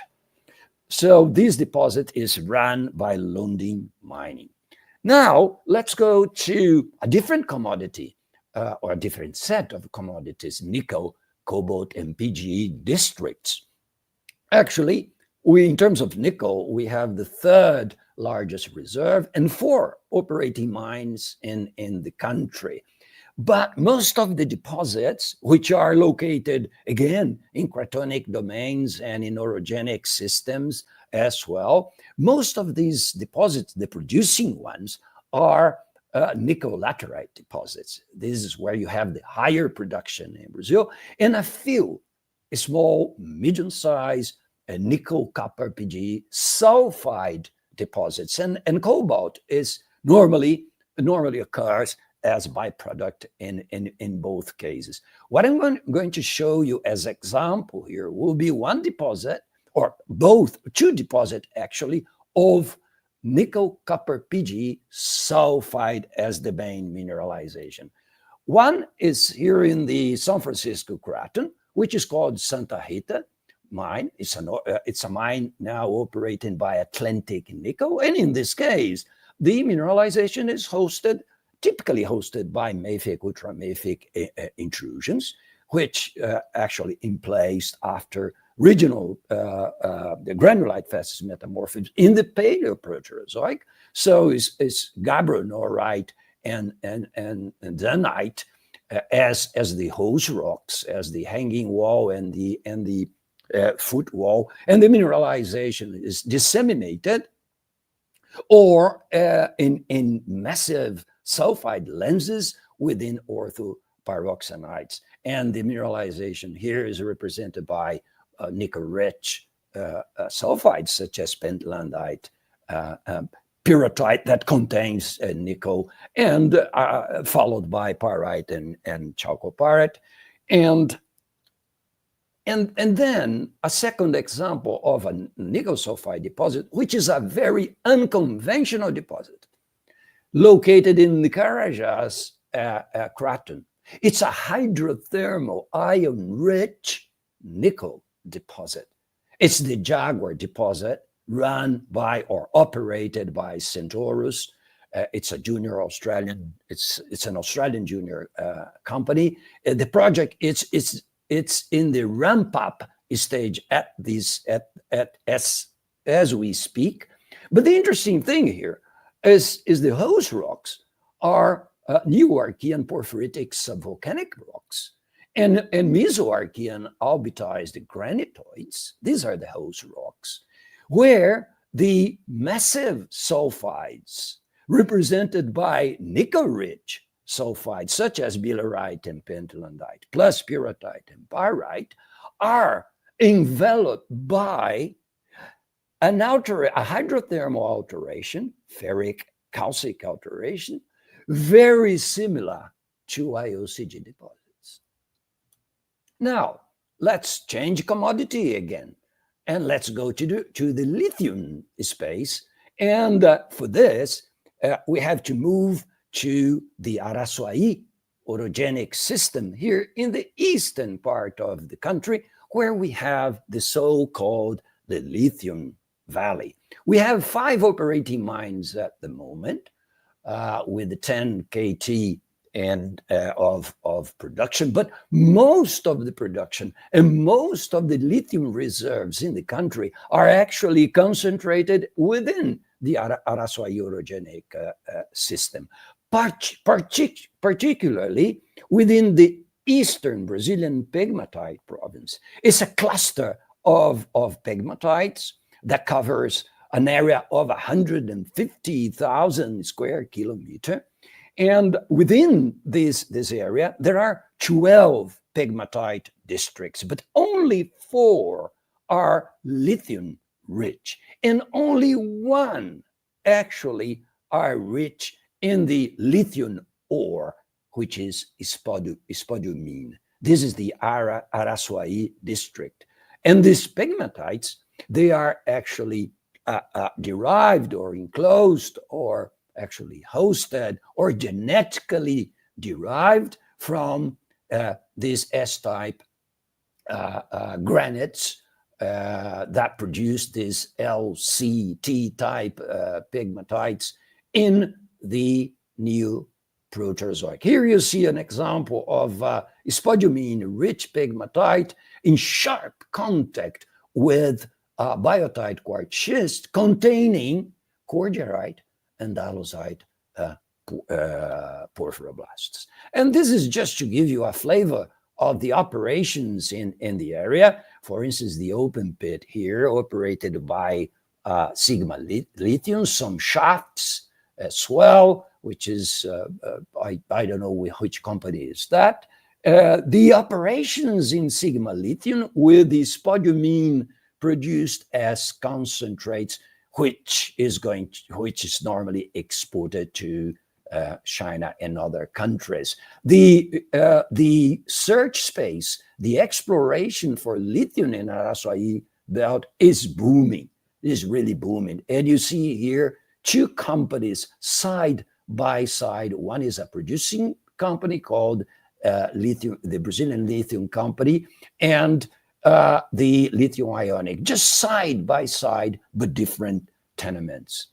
And as the last example of commodity, let's go into the rare earth exploration in Brazil.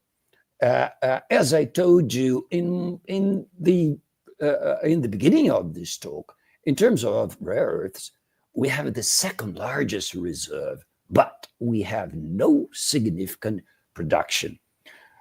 We do have rare earth deposits in Brazil associated with alkaline complex and carbonatite. Remember, Araxá is one good example where it's a carbonatite rich in niobium. We are the largest niobium producer in the world. But also alkaline granitic rocks, they also contain rare earth deposits in Brazil.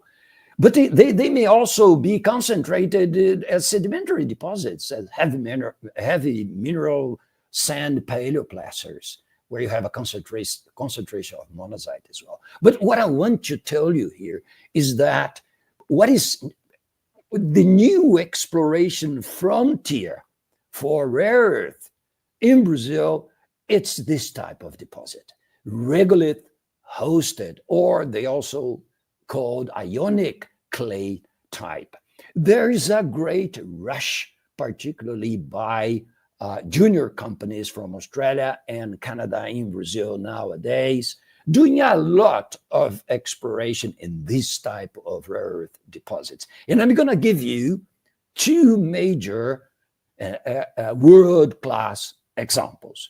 One here in central Brazil within the Brazilian belt, and the other one in the southeast part of Brazil within the Poços de Caldas region. And here are the examples.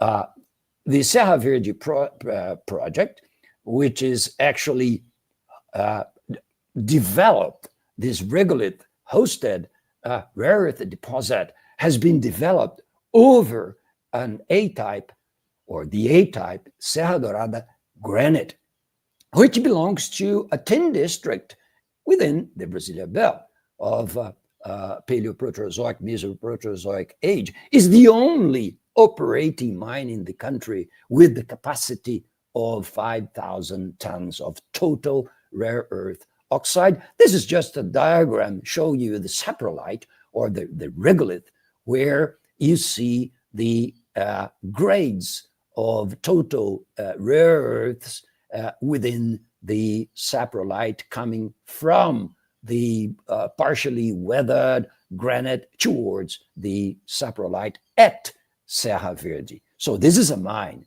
The second world-class deposit is within an alkaline rock complex in Poços de Caldas in southeast Brazil. This is much, much younger complex. This is 80 million years. But again, you see the grades. These rare earth grades are even higher than the Chinese ones, right? And here you see the outline of the volcanic caldera in which these volcanics and alkaline intrusives actually were in place. But later on, during weathering in a tropical climate and in a very closed environment, there was a development of regoliths with high concentration of rare earths.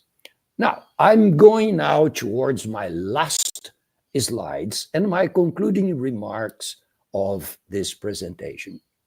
First one, and perhaps the first message that I'd like to put forward here is that, yes, Brazil has the potential to be the powerhouse for critical minerals. You see the geological framework in Brazil with several mineral provinces and a high diversity of deposit types is a favorable environment for Brazil to become a global player in the global energy transition. You see here either in cratonic domains or in orogenic systems, we do have producing deposits in terms of copper, although modest, but there is potential, nickel, zinc, lithium, graphite, potential for rare earths as well, and so on and so forth. And on the top of that, there are areas or there are parts in these provinces which are still underexplored and with the potential of untapping economic resources, new discoveries.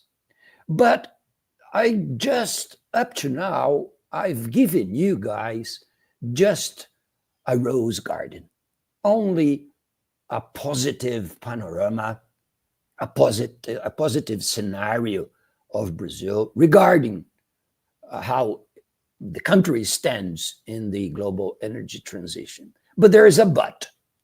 Actually, there are several buts. However, let's go to the howevers. First of all, there are challenges to overcome. First of all, we know that there are several projects in Brazil, copper projects, for instance, or nickel projects. They are on the pipeline. They are just about to be launched. However, it takes a long time for new discoveries. It takes an average of 17 years from discovery to the opening of a mine. It's a long time of investment. And on the top of that, nowadays, and this is worldwide, it's not only in Brazil, the focus in exploration has been mainly on brownfield projects. It's because in this case, the risks, the financial risks are much, much lesser. But by doing that, we have a lack of new major discoveries. For those whom are Brazilians and work in the mineral sector, just tell me, what was the late major copper discovery in Brazil? Some discovery that really made the difference. I don't have that answer for you. Not lately. There's another point here, another challenge. It's the lack of technological advances in the downstream processing. In other words, what we do when we mine, we export more semi-processed raw material, not the manufactured ones. So we just export the ore concentrates more than the final product in the downstream process. Another challenge is obviously that we have to improve the geological knowledge of our mineral provinces. But by saying that, our geological survey, the Geological Survey of Brazil, is doing a great job so far. And one last challenge is the capital risk.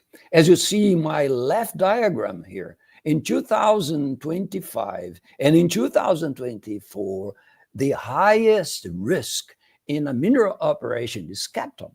How am I going to raise capital to launch my project?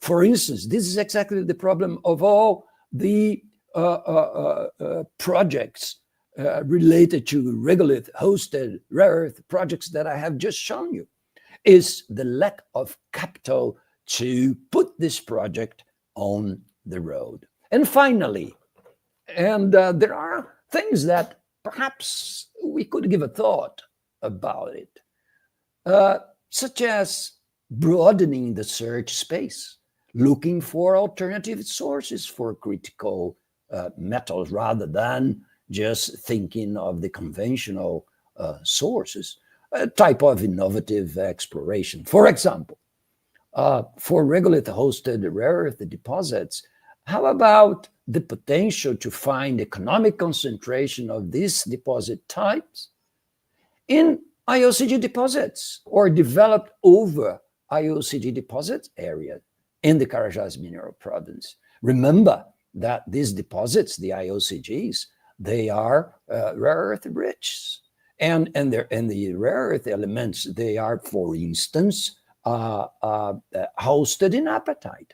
Why not? And monazite. So why not? A second example, for lithium deposits, do we have potential for lithium clay type deposits, such as those found in volcanic and volcanoclastic rocks deposited in caldera basins? That could be the case of certain domains within the Tapajós mineral province. Why not? Why not see critical metals as byproducts? Actually, they are always, most of them are byproducts anyway. But for instance, in bauxite deposits can contain anomalous concentration of lithium, gallium, scandium, and rare earths. And finally, recovery of critical metals from tailings. Well, Mariana was just saying great things about tailing, recovering metals, although her talk was mainly on recycling. But here is to use the tailings to recover critical metals. For instance, having a national scale assessment of mine tailings in order to identify new opportunities for critical mineral supply. For instance, rare earths from tin mining tailings in Rondônia. Right. And with this, I close my talk. And again, thank you very much for the opportunity for this talk. Obrigado. Gracias. And well, I'm here at your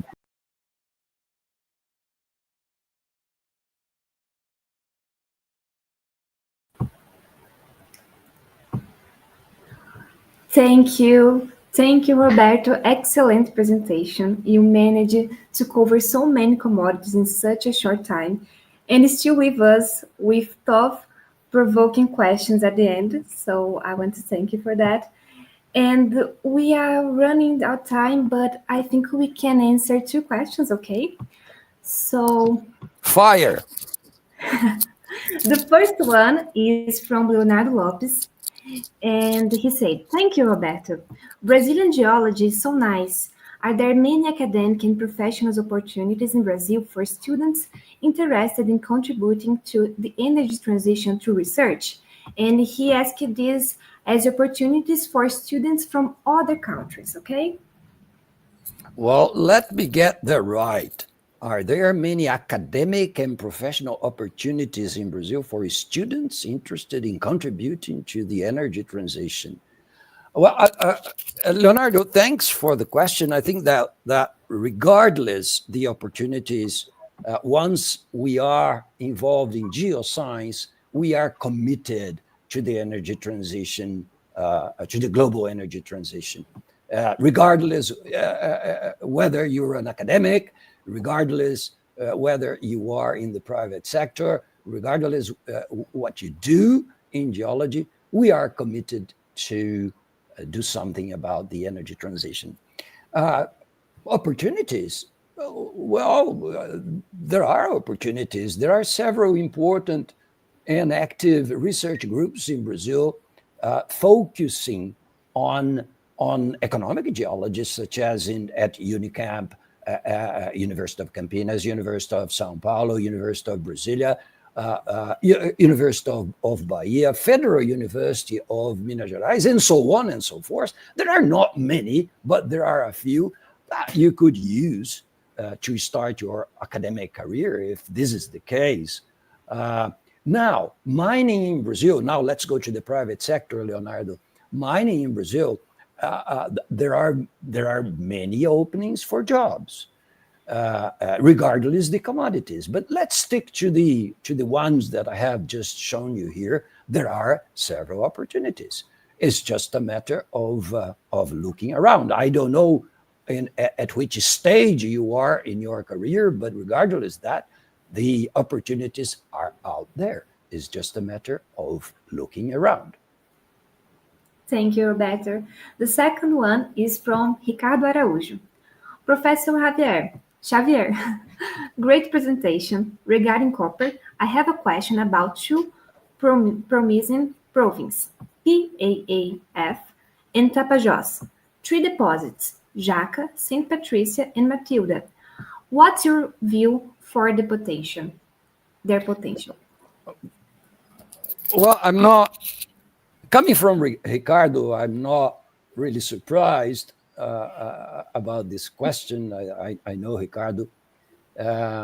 Well, Ricardo, there was, many years ago, there was a porphyry copper boom in the Tapajós province, as well as in the Alta Floresta mineral province, or they call it Juruena Telespíritos, it doesn't matter.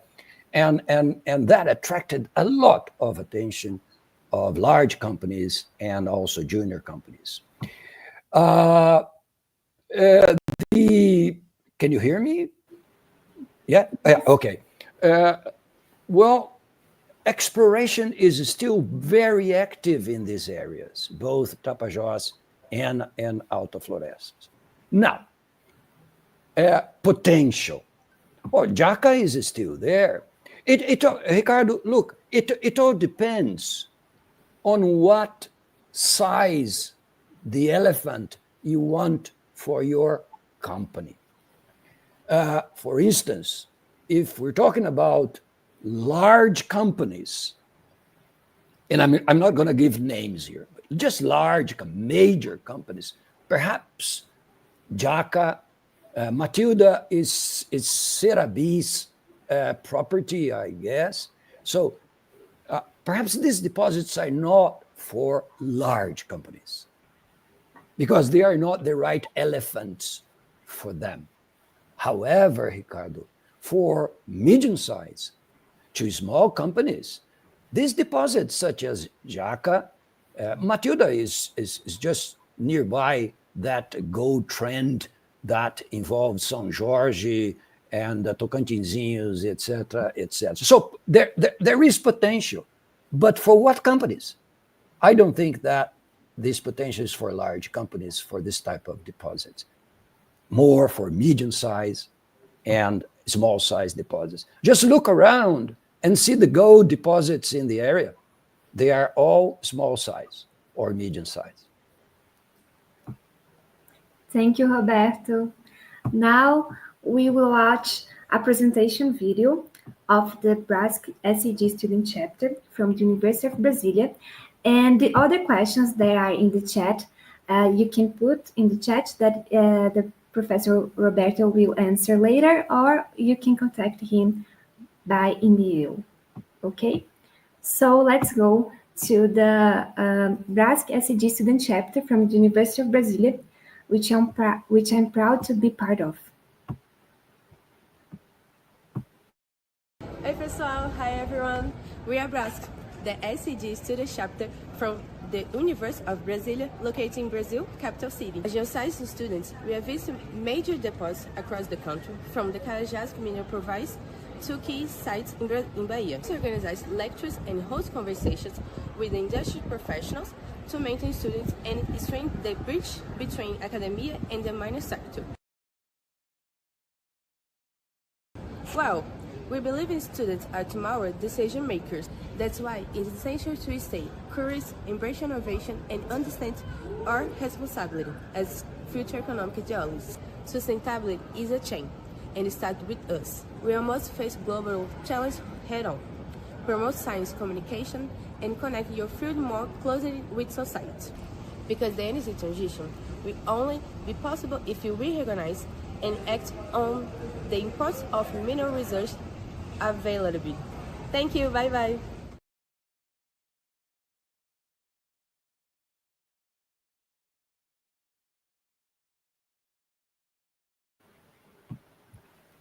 Okay, so now we'll move. I'll pass the word to Carolina.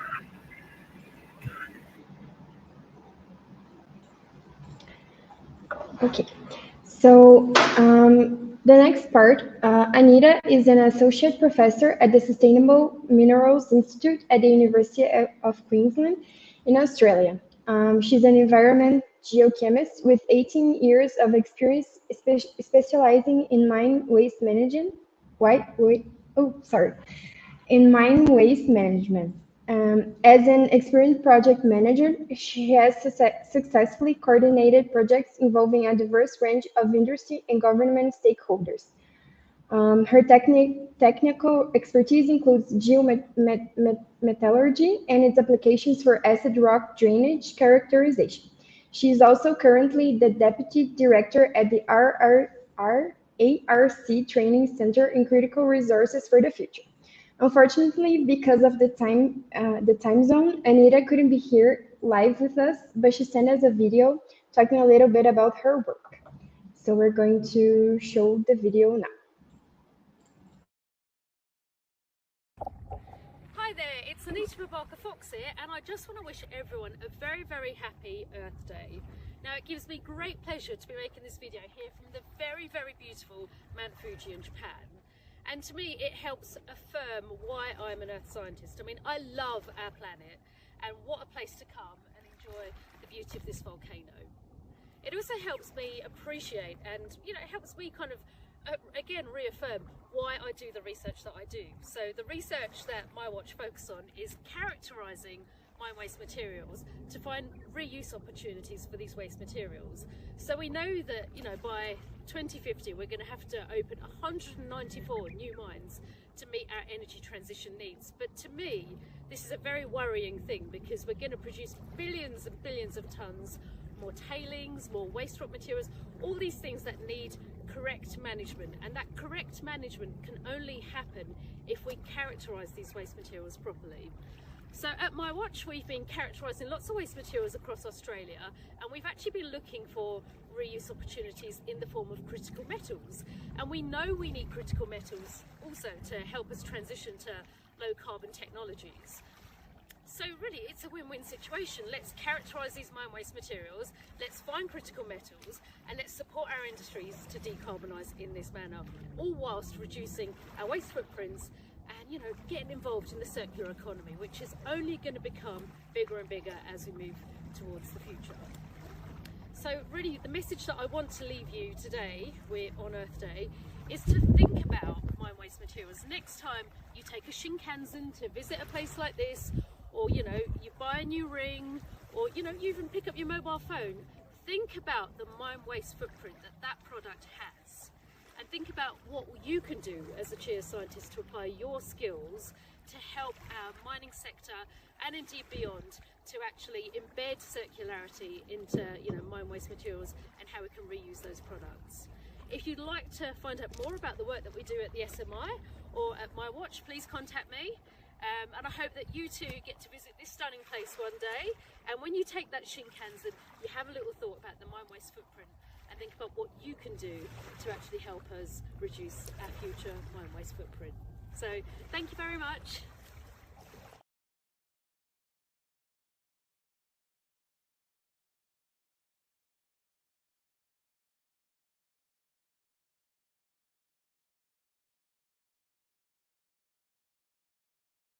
So first of all, I want to thank Anita for your participation. She wasn't able to participate here with us on live, but she sent us this beautiful video and she said these things that were really important for us. So I'm gonna take just some appointments about her video, and then we're gonna pass through our next part of our event. So Anita brought us here an extremely pertinent topic which we already discussed during Mariana's presentation, actually.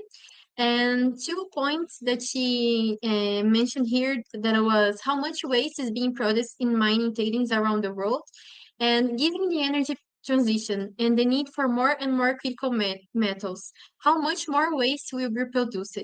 We talked about this actually too on Adam's presentation, where he told us that the copper producers may be substituted by more by recycled copper than producing copper, actually. So we're here just making some emphasis on this topic. So thank you, Anita, again. So, and we end this, I'm gonna just end this discussion by reinforcing what Anita said in the end of her video. That is to use our science for a world with sustainable mining, and to take this information outside the world of geology, and to make the whole world more aware of the waste that our daily lives could generate. And that's it. So now I'm gonna pass to Anne. Hello, Anne. Hello. Welcome. Hello, everyone. Nice to be here. Thank you for inviting me. Thank you too. So Anne has 35 years of experience working in consulting to the miner exploration industry, including field work and applied mineralogy. Her company, Petra Science, focuses on technology, sustainability, and innovation in the mining industry. She has volunteered over 25 years. A long time. Sorry, 25 years with the Society of Economic Geologists, and has supported inclusion and diversity organizations and helping develop a strategy.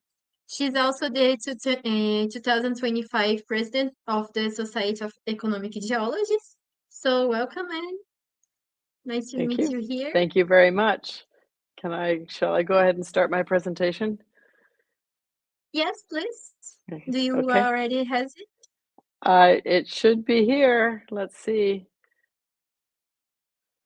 There we go. Is that?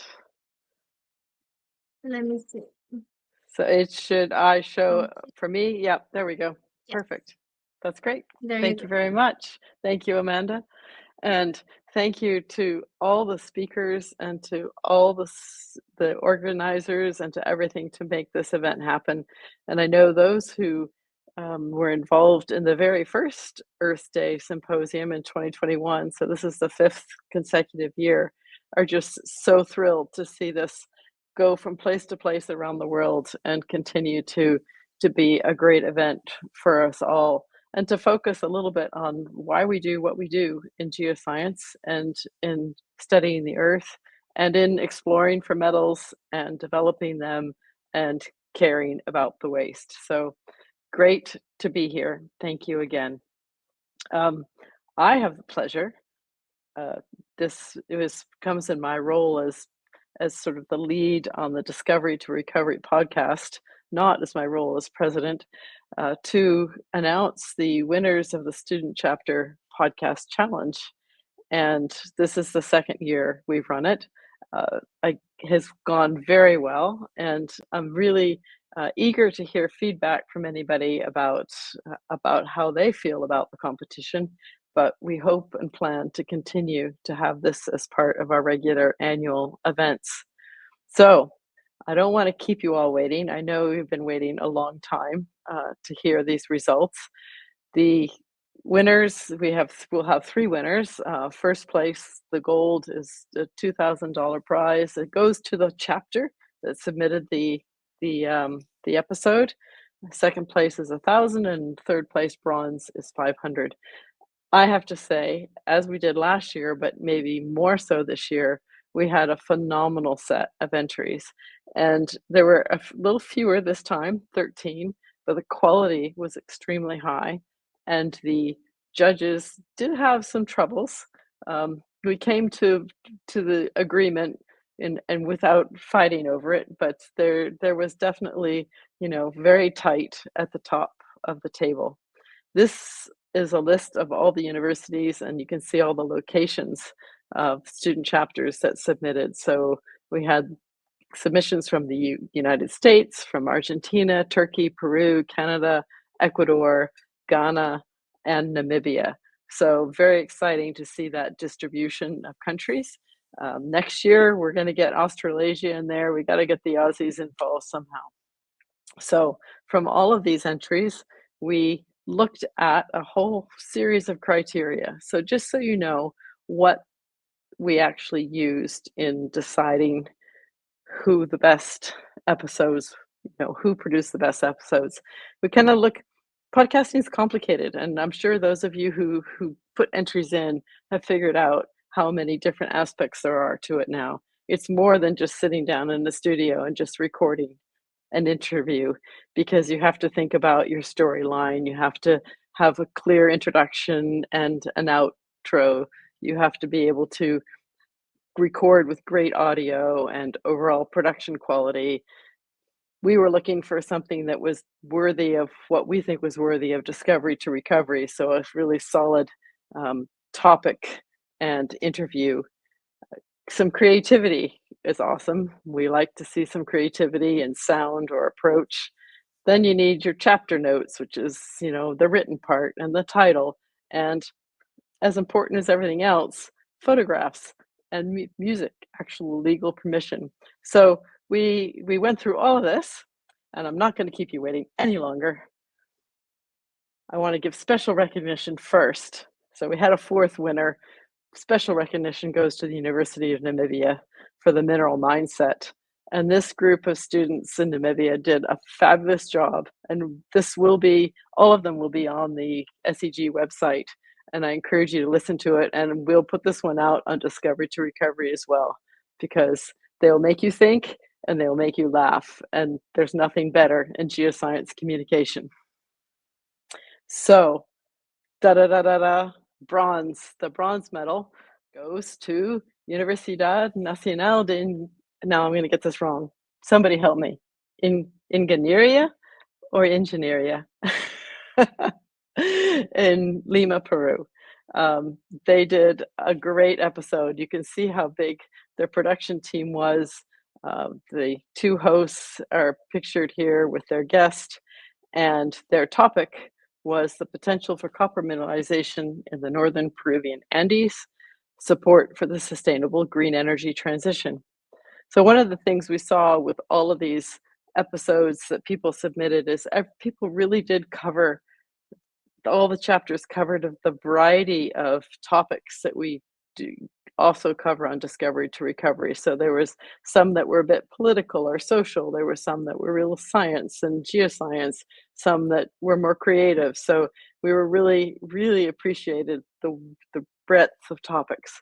And this one was very much more on the geoscience and economic geology side, and it was enjoyed by all the judges. So on to the Silver Award, and I need drums for all of these, don't I, or a band to play. So Silver went to Quito, to Universidad Central del Ecuador. So very big congratulations to the team from Quito. They interviewed, their guest was Dr. Simon Litherland, who actually turns out to be an OBE in England, which is a very highfalutin title. And their episode was called From Field to Verse, Exploration Geopoetry. And they did it remotely, and the sound quality was great, and the music transition was great. And yes, there was poetry, and yes, there was stories of exploration. And it was a fabulous episode, and we really all enjoyed it very much. Okay, last but not least, and the biggest drum roll of all, we'll go to the winner, the University of Toronto, with host Eve Carruthers and two professors from the University of Toronto as her guests. So it was pretty smooth, and the audio was very good, and the conversations were very good. It was a tough call, but we were very impressed with how this particular episode came together, and big congratulations to the University of Toronto on their big win. The title of the episode was The Evolution of Mineral Exploration Tools and AI's Role in the Future.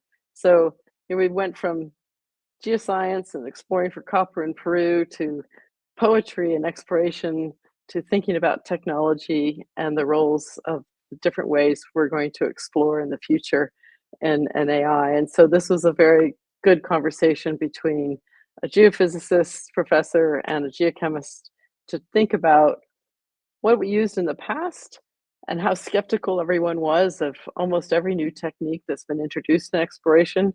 And then how are we applying the techniques of data science and machine learning now, and the skepticism we see. So it was great, and we appreciated it very much. So huge congratulations to everybody. We really appreciate all the hard work that went in.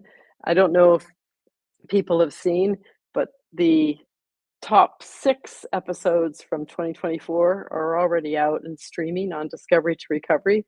So there's 2 in each of 3 episodes. So you can go and listen to them actually on the, iTunes or Spotify. They also hopefully are still on the SEG website. And these ones, all 13 that were submitted, will also be available for the public on the SEG website. And we will be getting them out onto Discovery to Recovery as well. So great work. And thank you everyone very much. So I'm just going to leave you from my bit with just that picture of the Earth. We know how important our work is. We know how important you, the students, and everyone that's involved in economic geology are. The, messages that the student chapters are saying and that we all hear, we just have to keep repeating and believing that we're collaboration, innovation, our passion, our willingness to communicate with the public, all these things are going to carry us into the future, and all of these things are going to make a better world for everybody. And hopefully all of you and the Society of Economic Geologists are going to be a big part of all of that work. And I look forward to hopefully meeting many of you and talking to you in the future. So thank you very much.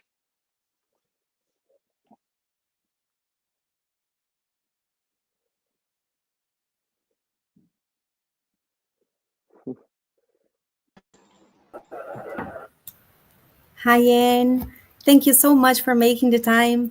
We know it's very late on your end, so thank you so much for being here. But it was Little, amazing. not too We were bad. expecting the results, so we were pretty anxious here. Thank you. We are very glad to see it, and congratulations to everyone for sending your entries. And the whole process is so much fun. I participated last year. We didn't win the prize, but the whole process, it was so worth it. It's definitely worth it, and so I really recommend you to participate next time. And I really hope we have a next one because it's a hit.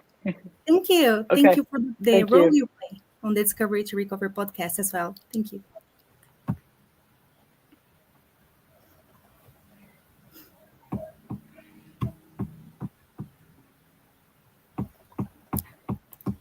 Can I go next? I think yes. I think Caroline is going to start the presentation.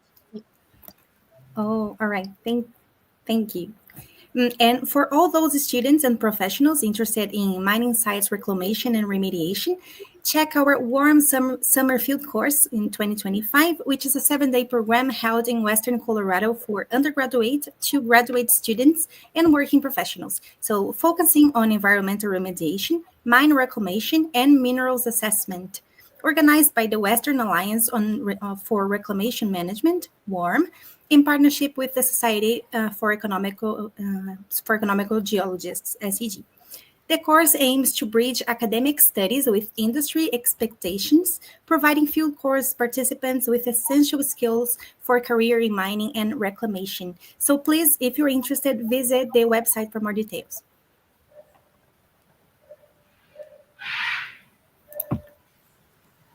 So we hope that you all also consider joining us at this year's SEG 2025 conference in Brisbane, Australia. The conference will present a great opportunity to build collaboration across an international group of attendees from industry, government, and academia, and will cater to everyone from students and early career geoscientists to industry leaders. The conference content will range from cutting-edge science to practical case studies, delivered through technical talks, field trips, workshops, posters, and speed talk presentations.